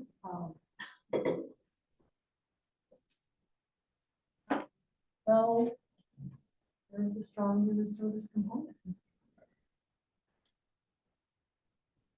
Again, I'm glad I'm not the committee deciding, Right. so I'm not. Right, I mean, and then again, if second thoughts don't, so I mean, we can just keep it under JPS and call it a day at that. I think veteran services makes sense. We toured the Veterans Service Office, which is right in the Munich Human Services building, right there. So that physically, literally folds it with human services. So I'm in favor of just leaving it under JPS. Maybe task forces, any other points of comment on that? I can hear it. I'm perfectly fine with it staying under JPS as well. I mean, it's almost a horse apiece. Like, I mean, you could put it under, human services if you want to. But, I'm also fine with it staying under JPS. Yeah, I think this, it really is like 50-50. So, Right. that is my opinion. All right, so the makeup will remain the same for JPS, but the jurisdiction will be tweaked. The jurisdiction being tweaked is item 2A, veteran services will be transferred to jurisdiction of the Health and Human Services Committee. And item 2B, county clerk will be transferred to the jurisdiction of the Finance and Administration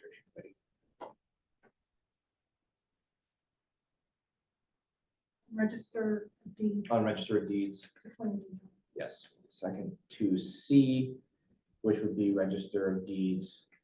I'm sorry, two C would be register of deeds would be transferred to the jurisdiction of planning and zoning. Question. There are no dumb In questions. so doing that, does that mean Natalie has to go to the meetings? No, she only has to go to the ones where she has anything to give them. That's what I thought. But I mean, It's pretty rare for either the child support director or the register of deeds to go to a committee meeting. The last time we heard from Natalie, I think, was budget. There was a budget amendment. meeting. Right. Right.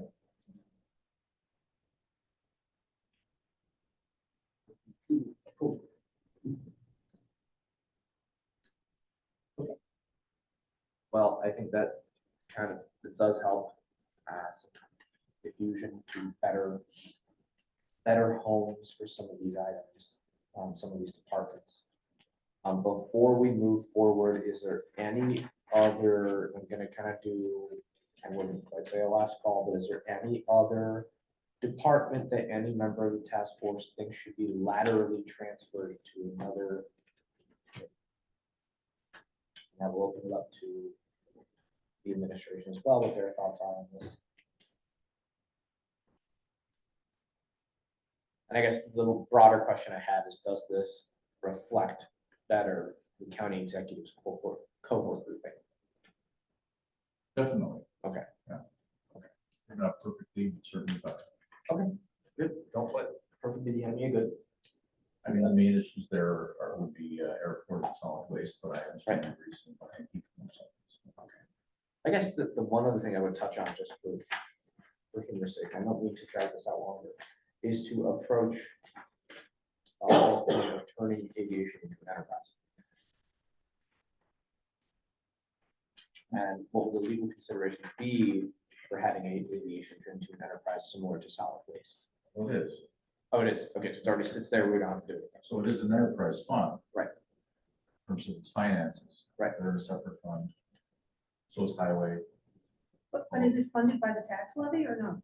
Yes. Aviation. It is. We do because Yeah. it's in the red because we don't have commercial service. But Right. solid waste is not funded by the tax levy, is that right?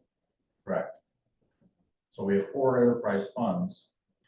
Solid waste is the only one that doesn't get any tax levy. Highway gets tax levy, but only indirectly, because we have the county highway fund that pays the highway fund. You know, essentially, the county is kind of a customer of our highway department because they split their work between county roads, state roads, town roads. Parkview is an enterprise fund that's not making money. Well, they're financially doing better because of their lower expenses, because my employees, and airports. And like I said, I will email Mary Beth. If she would be amenable to it. And if she is, then we can schedule another meeting. But if not, I hope that's an okay solution for the members here. If it's not, then we will just send what we have. A couple things I do want to add to this report. If you scroll down to summary of our research, I wanted to bring this up to everyone here. Kind of just reviewing the body of our work and saying I needed to get this to Cassie, so I couldn't lay out everything, but I wanted to talk to you guys before, including what we did, right? Who we reached out to, who we talked to. We can't include all of the survey. Well, actually, we can. We can include a summary report of the survey data that we got from the department heads and from the supervisors in just raw numbers and affixing no names to it because of that whole issue prior. And then a couple other things. I know we reached out to the Fond du Lac County executive who we had in here. So we can include that. And I'm just going to walk through this. And if any member has any other suggestions or things we should include in the highlights of our work, I would like to hear from you. So I think, please go ahead. Yeah. Also include the input that I provided from speaking with the Ozaukee County Administrator. Yes. And and also, I mean, we can include the WCA presentation before this task force was created. Right. That focused on this particular issue anyways. I mean, that was part of it. So a good chunk of the supervisors here on this committee, minus Supervisor Gabbard, did witness that presentation. Right. And of course, that was all recorded at anyone is able to access that presentation as well. That included the links to those presentations from the WCA and also links in regards to University of Wisconsin, which I included to this task force as well in regards to specifically county committee structure. Right.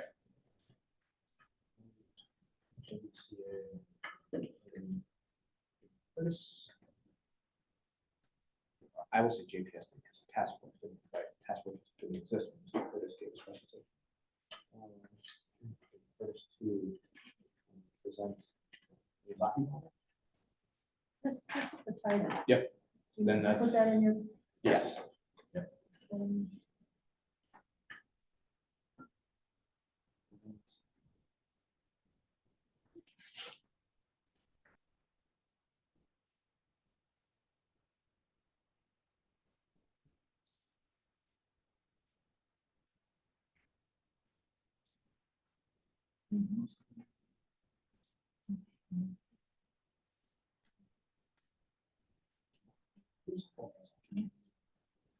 Yes. Elected, yeah. Paul. I didn't see. I would be remiss if you're going to put a summary of research. You should be including the Arthur Young study of 1987. That was a major work which the county downsized from 45 to 38 supervisors. And they had recommended grouping those departments together in what we have concluded what to be individual committees. There's the Task Force on Efficiency and Effectiveness of November 1990. These were also referred to by Director Collard's communication. I had brought up the Winnebago County Exploration Committee of October 31st, 2001, which also had recommended grouping the committees into groups of action. There's the UW Extension Overview of Wisconsin County Committee Structure of April 2021. There's the WCA Committee Structure and Right Sizing of December 13th, 2021. WCA County Board Committee Organizational Options. I believe this may have been what we had seen at the Judiciary Committee on September 12th, 2022. There was a synopsis of the WCA Educational Seminar, which I possess from 2016. I have a full PowerPoint from that presentation. I had mentioned before the Personnel Function Review Committee work of 2007. For additional resources that I have accumulated and have based a lot of what I'm thinking on in supplementing the work of peers. A couple other things I was going to include here is, what's the name of the design firm you talked to?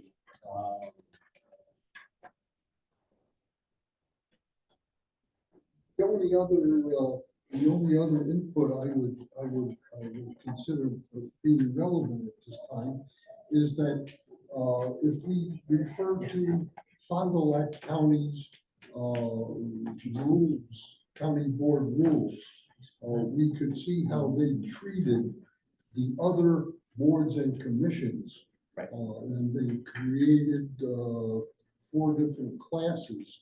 We have created a special class for the legislative committee. But we could make some kind of future recommendation to explore grouping our boards and commissions in a manner similar to what Fond du Lac has done, because that would enable us to better clearly communicate to the public of these different committees, ADRC, Advocat, on and on. Affirmative Action Commission. This would enable us to have a framework to better share with the public and for transparency. Otherwise, if you go to the online, you can see all of these committees and references to their minutes and stuff. But, I mean, it's a hodgepodge. It's just everything's alphabetical. We would be remiss if we didn't make some kind of a recommendation for additional considerations. So what do we think of, because I want to get to that. I just want to kind of finish up the summary of our research quick, and then we can talk about classifying the other commissions and boards. But I do want to talk about that though. So Jason Zwindle, Zwindle. Zwindle, okay, so the D is silent, okay, Zwindle, okay, I just called him Jason. Okay, so we also reached out to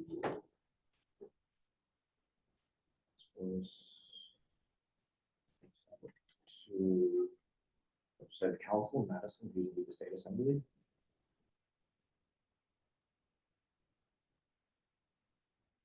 What was that? We reached out to, I reached out to legislative council in Madison. Yes.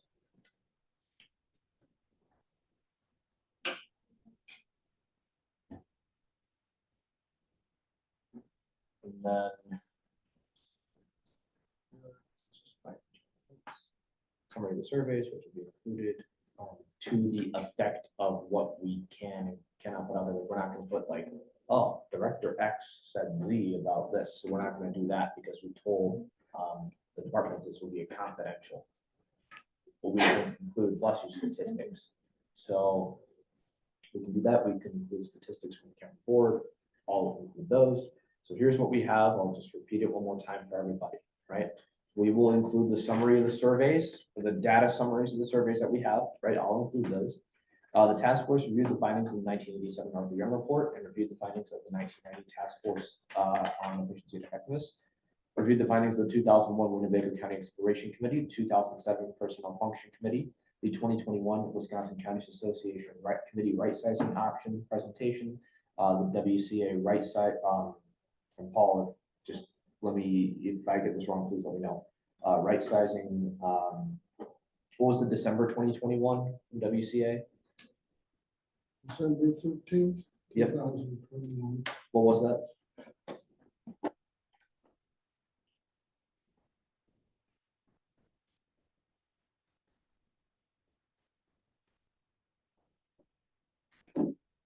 Committee structure and right sizing is what it's called. Okay. WCA Educational Webinar Series by Andy Phillips. Okay, perfect. Committee structure, right sizing.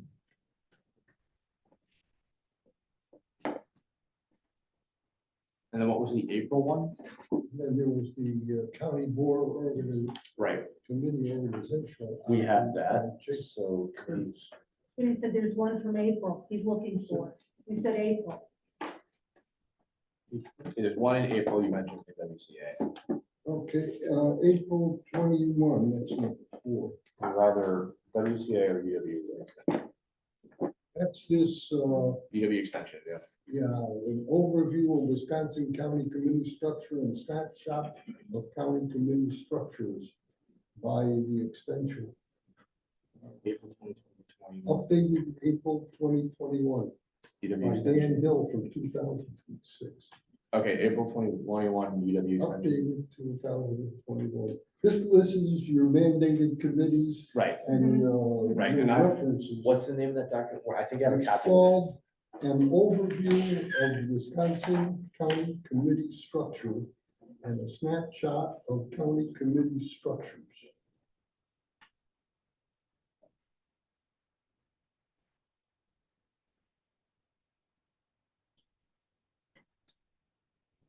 Guy's tired. Dan Hill, Philip Freeberg.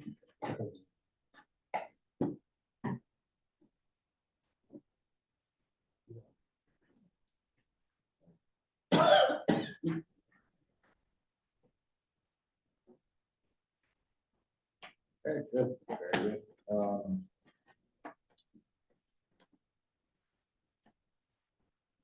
Okay, and then the February 2022 JPS packet, JPS invited WCA attorney and former Ozaki County Supervisor Jacob Curtis to present the county board committee organizational options presentation in September 2022. A member of the task force followed up with Jason Winnell, with the Ozaki County Administrator.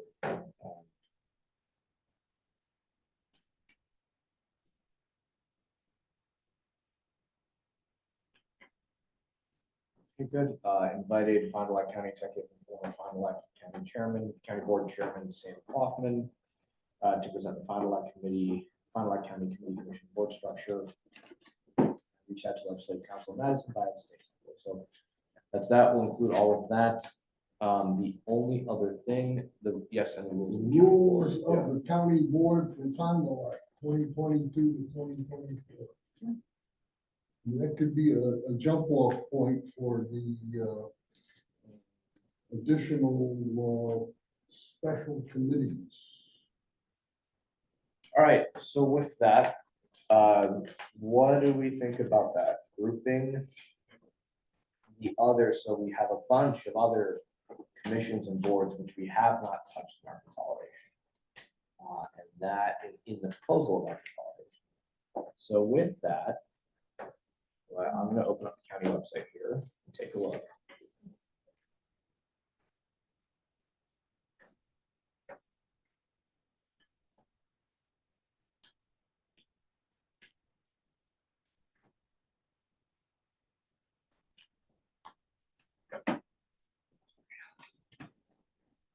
So we're looking at them. You're So we have- talking about the citizen-involved commissions, boards, and committees. Yes, so we have our 2 ad hocs, which they'll disband themselves, so. Advisory Committee for Child Voluntary Services, Affirmative Action Commission, ADRC, ARPA Commission. Board of Adjustment, Board of Canvas.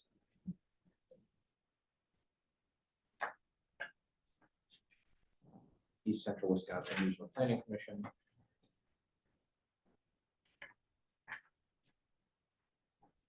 East Wisconsin Counties Railroad Consortium.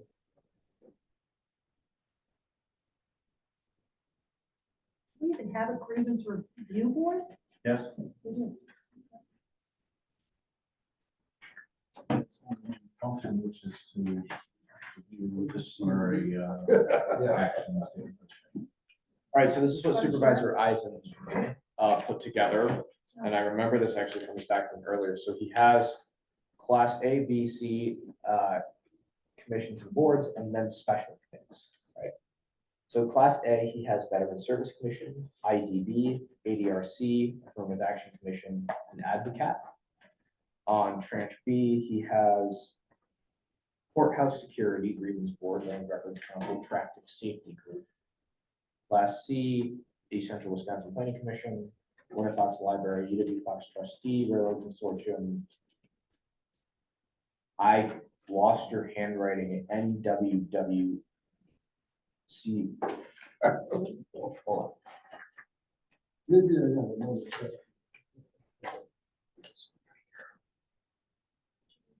Oh, Northwest Wisconsin Consortium, that's, there is a, long-term care planning commission. There is a long-term planning, organization that's, in one of the northwestern, counties. And, they take, special, individuals that need special attention, you know, if you had somebody that was maybe on a respirator and they had 24-hour service or something like that. There is a consortium in that area. Mike, do you even have a grievance review board? No, I got it. She's making copies, keep that. Yeah. The grievance This is review a- board is required by statute for disciplinary matters in the sheriff's office. Does that currently fall under JPS? That just folded into JPS? No, it has nothing to do with the county board, really. It's a statutory requirement for sworn deputies only. Oh, I actually have a copy of this. So a lot of these things that are other boards and commissions are required by a specific statute. Right. They're not really even creatures of the county board per se. Usually appointments are by the county executive. Like the Veteran Services Commission, Yeah. not the vet, yeah. Lakeland Consortium, Lake Winnebago. Well, no, the handwriting, Lakeland, on the bottom of class C. They're not even listed. They're not even listed. Right.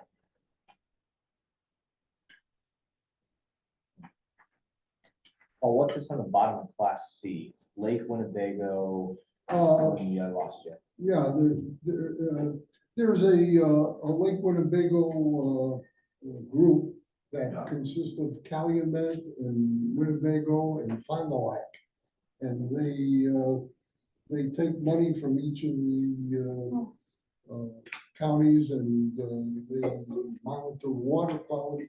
I think they even send a monthly, report. I get one, I They think get that's what money Chad from the, Castle is. Water purification system. you know, it's. Yeah, Chad Yeah, Castle. if you go to, the,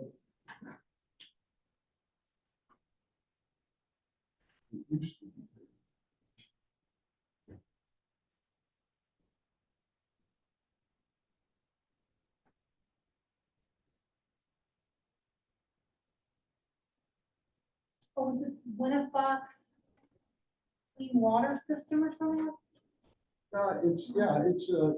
it's a consortium of,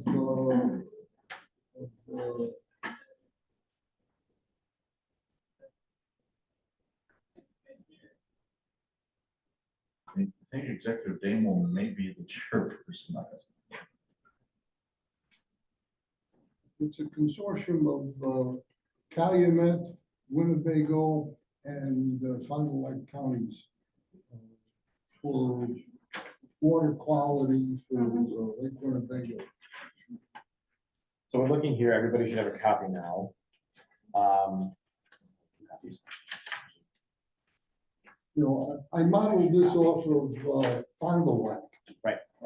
Trying to emulate what they have. Yeah, yeah. Oh, thank you. Yeah. Oh, let's see. Oh, thank you.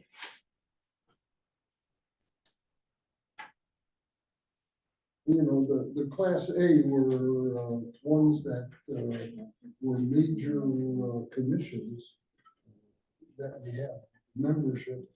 No, class B are your committees like courthouse security, grievance board. Some of these don't even involve supervisors. Well, I don't think Class B does. Certainly not courthouse security, Well, No, I don't think it's. That's you know, but okay. and class C, of course, was East Central Wisconsin Planning Commission, the libraries, Winnefox. Railroad Consortium, Mhm. Northwest Wisconsin Consortium, Lakeland, Organization, and the Lake Winnebago Group. What's the group? What's the Lake Winnebago group? That's the That's clean the- water? Yeah, Okay. that's Calumet, Fond du Lac, and Winnebago. This looks, And then, of course, I just identified special committees, your committee on committees that meets once a year, the legislative committee that the Kansas board. we've resolved, Mhm. and of course, Board of Canvas that goes with election. So, I mean, they're in a category of their own. Mhm. But it behooves us to recognize that. Is there anything we're missing out here? Yeah, are we missing anything? That's what, Almost certainly. Oh, yeah, I'm sure there is. But again, I mean, I guess it's probably good to take a gander here if we look. I mean, ARPA, where's ARPA? You know, ARPA. would we include ARPA because it's an ad hoc? Because ARPA will eventually dissolve. Throughout the, board rules, describing what an ad hoc committee is and how it's formed.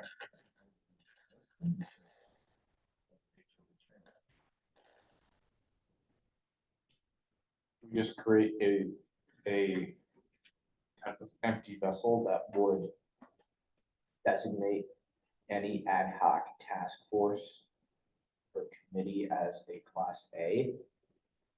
So any ad hocs would fall into there, because then you have things like ARPA and then Jim's per diem task force in this body. Would that just, could we create an empty vessel, Paul? You can put it temporary, Right. you say ad hoc, you could say, ones that have just a short lifespan. Right. Temporary. Temporary, yeah. Temporary, You have an ad hoc that goes on and on and on. temporary task forces and. I mean, what- Committees, Yeah, or commissions, actually. ARPA is a commission. temporary task forces and commissions. Should we say committees? Do we have temporary committees? No, Right. Do we have temporary boards? As far as. This is a big topic. I don't know how we're going to organize all this. I think that does kind of help with ARPA and then the two ad hocs. Is there anything else? Another one is the Wisconsin PACE Commission. Board of Adjustment. That now where does doesn't that fall under planning? Board of Adjustment here, Paul, did you include Board of Adjustment? And what was Board of, were you on Board of Adjustment? No. For adjustment. Probably the best list of these. I got John, feedback with county executive department, so that's. It's gonna be all right. Right here, because I'm looking at this thing. Yeah, this is a summary. And then another one is Safe Streets. No, Yeah, yeah. but that's not a temporary. No, No, yes, it should be someplace. so, I know you guys want to get it done, right, but I think with all of these commissions and boards, I mean, you've made a very good dent. it's not all of it. It's not all of it. And I think what Mr. Collins said, maybe we need to connect with administration upstairs and see their list compared to what is in this book and what we have from Supervisor Eisen. Well, the issue really is what should be in the rules about these different types of committees. Especially if there are no county board members who interact or interface with them. Right. Do they even need to be in the books? No. I think it's good to identify them. Yeah, Right. and so they're in I In think, the you know, yeah, and I mean, and that's the thing too, is we don't want to get a little too far out of our reach here. I know that from our task force specific focus was the standing committees. And now we're getting into like, the commissions and boards of it. And so I think, it should, we should be careful on, what we really need to focus on, and what would be more productive with our time, right? So I tend to agree. It is a good proposal. I really like it. I wish we had the time to just go through all of it, but Well, I know you were tasked with looking at the committee structure, but since you're already together, wouldn't it make sense to finish to look at this piece? Because even though it's not in the rules, it's identifying the various committees, commissions, and boards in the rule book. And when you want it to be accurate. well, it's with permission from the chair. Yeah. I think, this sounds like it is definitely another animal, if so. And if that's the case, we will have to have another meeting to specifically address that, because that is going to be a pretty big agenda item for us to discuss. I know that I was hoping we could wrap this up today, but if we're going to be as thorough as we want to, or as thorough as we can, we may have to put that onto as a separate agenda item for a separate meeting. As much as, like I said, as it behooves me to say so, but that's just my thoughts. Paul? That Northwest Wisconsin Consortium, I believe is called the Marsh Country Health Alliance. MARSH, Country Health Alliance. It's a consortium of counties for special needs, long-term care placements. What about putting something down the middle of the ones that supervisors actually serve on, the ones that supervisors actually interface with? Because it's the rules of the county board, it governs the county board supervisors, and the way we behave, and the way that we interact with the bureaucracy and the administration. What if we just say, these are the ones, instead of doing A, B, and C, saying these are the other ones that supervisors will interface with and possibly serve on, like ADRC, the Industrial Development Board, East Central Wisconsin Planning Commission. I feel like it kind of is a halfway house and a compromise of saying, okay, because like the Northwest Wisconsin Consortium of Health Alliance, as good as it is to lay it out, Paul, I think you may be the only one in this room who knows about it. Well, you could say things to be done in the future or to look at in Right. the future. And So, you can make a reference to these, because it's certainly not within our mandate of the, Right. of the 12 and the 3. Right. The boards and committees and that the resolution mandated that. So we can do one of two things. We can say, But you want to recognize, if you're going to do the work, you're going to recognize that there's a lot of work that's yet undone. Right. That needs to And be if your addressed. goal is for public transparency and for better understanding, you can, count on that. so I think with that, why don't we just have an item on the report that says there are various other commissions and boards that this task force recommends that either the Judiciary and Public Safety Committee or the county board or another body take up and take stock of in future. Absolutely. What do we think That about was that? simply the Yeah. object of my, In the not too distant In the future. not too distant future, because that could be, Jim? Yeah, I think you're on the right track there. Yeah. About putting it back to JPS and having more ad hoc committees and things like that. Right. Task force. It leaves the door open. Leave the door open. One of them that, when we went to self-governance, self-organization, was that, take away from the county chairman putting new people in when somebody dies or leaves the board.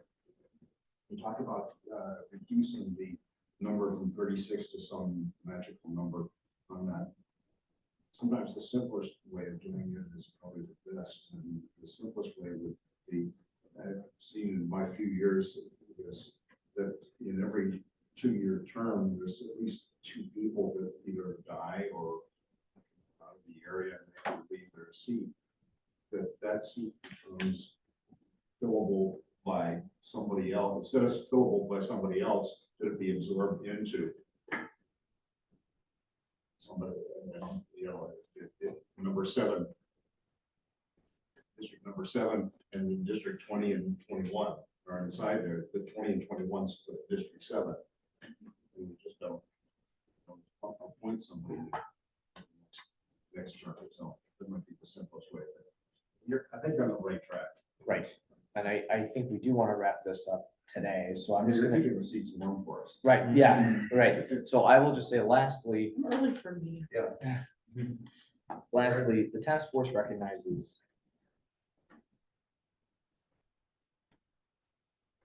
the various other commissions, boards, and ad hoc bodies. Can you put numerous, because you said various others, so you could say numerous Numerous others. others.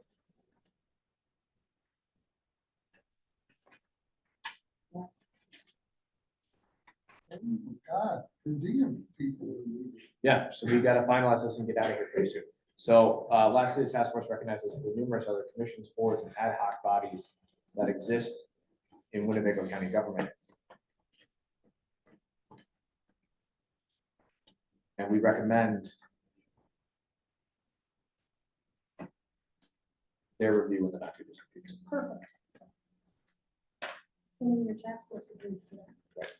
What do you guys think about that? So this will be under citizen participation / statute considerations.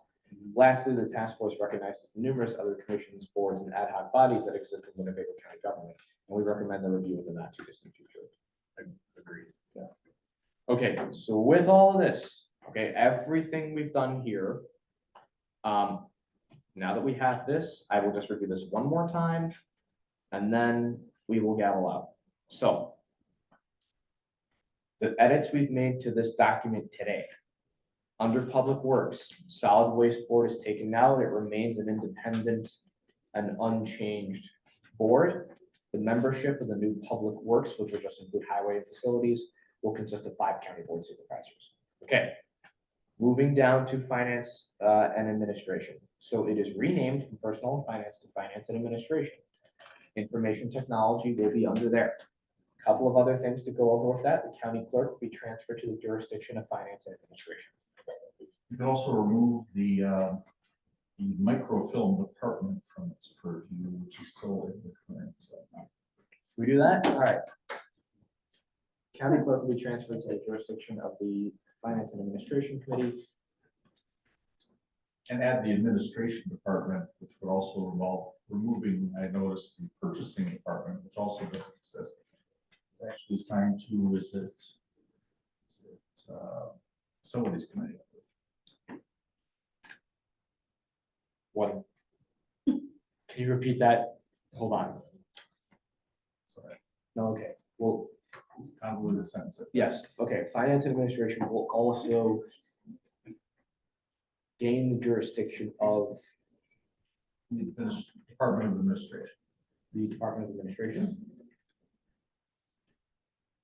And will lose the, No, it's a different, this would come under a different committee, the other thing I said. So, okay. So, okay.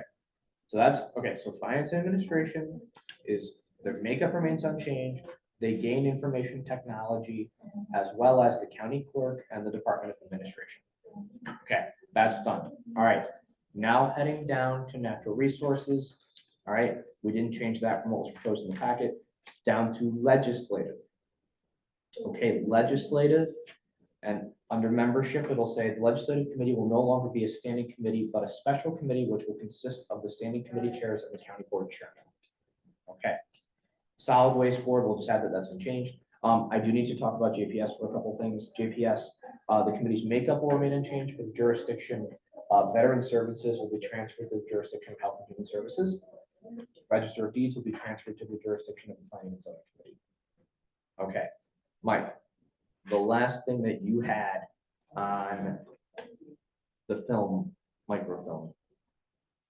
Currently, the board reads that the microfilm department is subject to jurisdiction of personnel and finance. Okay, That obviously should be removed.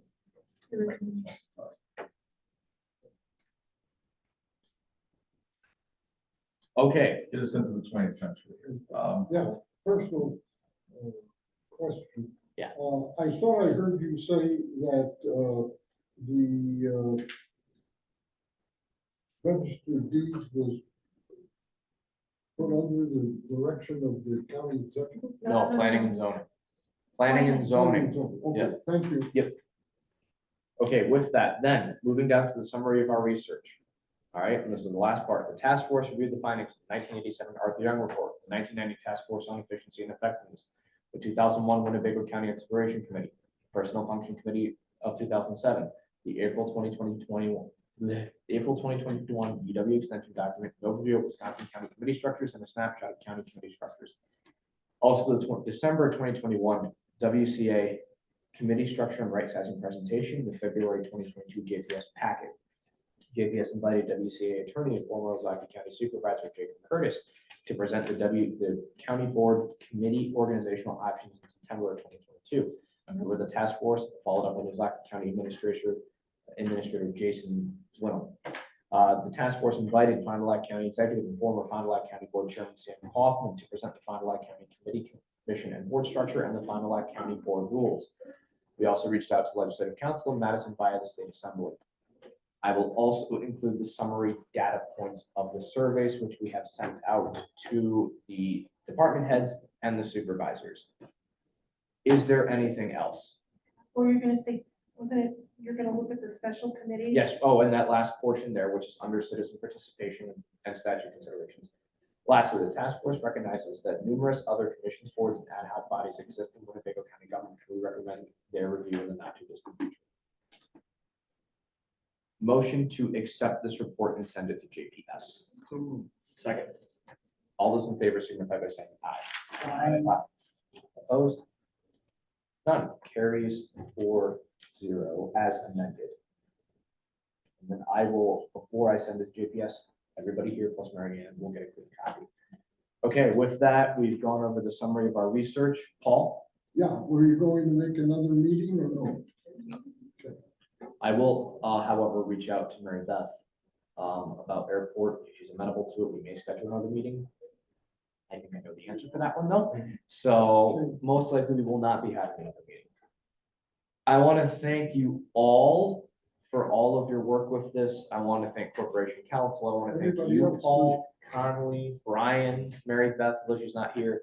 I especially want to thank Julie for putting up with all this insanity. And I want to thank Supervisor Wise as well, the members of the Solid Waste Department who reached out, Melanie and Director Collar. If I'm missing anyone, I'm very sorry. Thank you all. Motion to adjourn. So moved. Second. Okay. All those in favor? Aye. Okay. We need to talk, so Great job.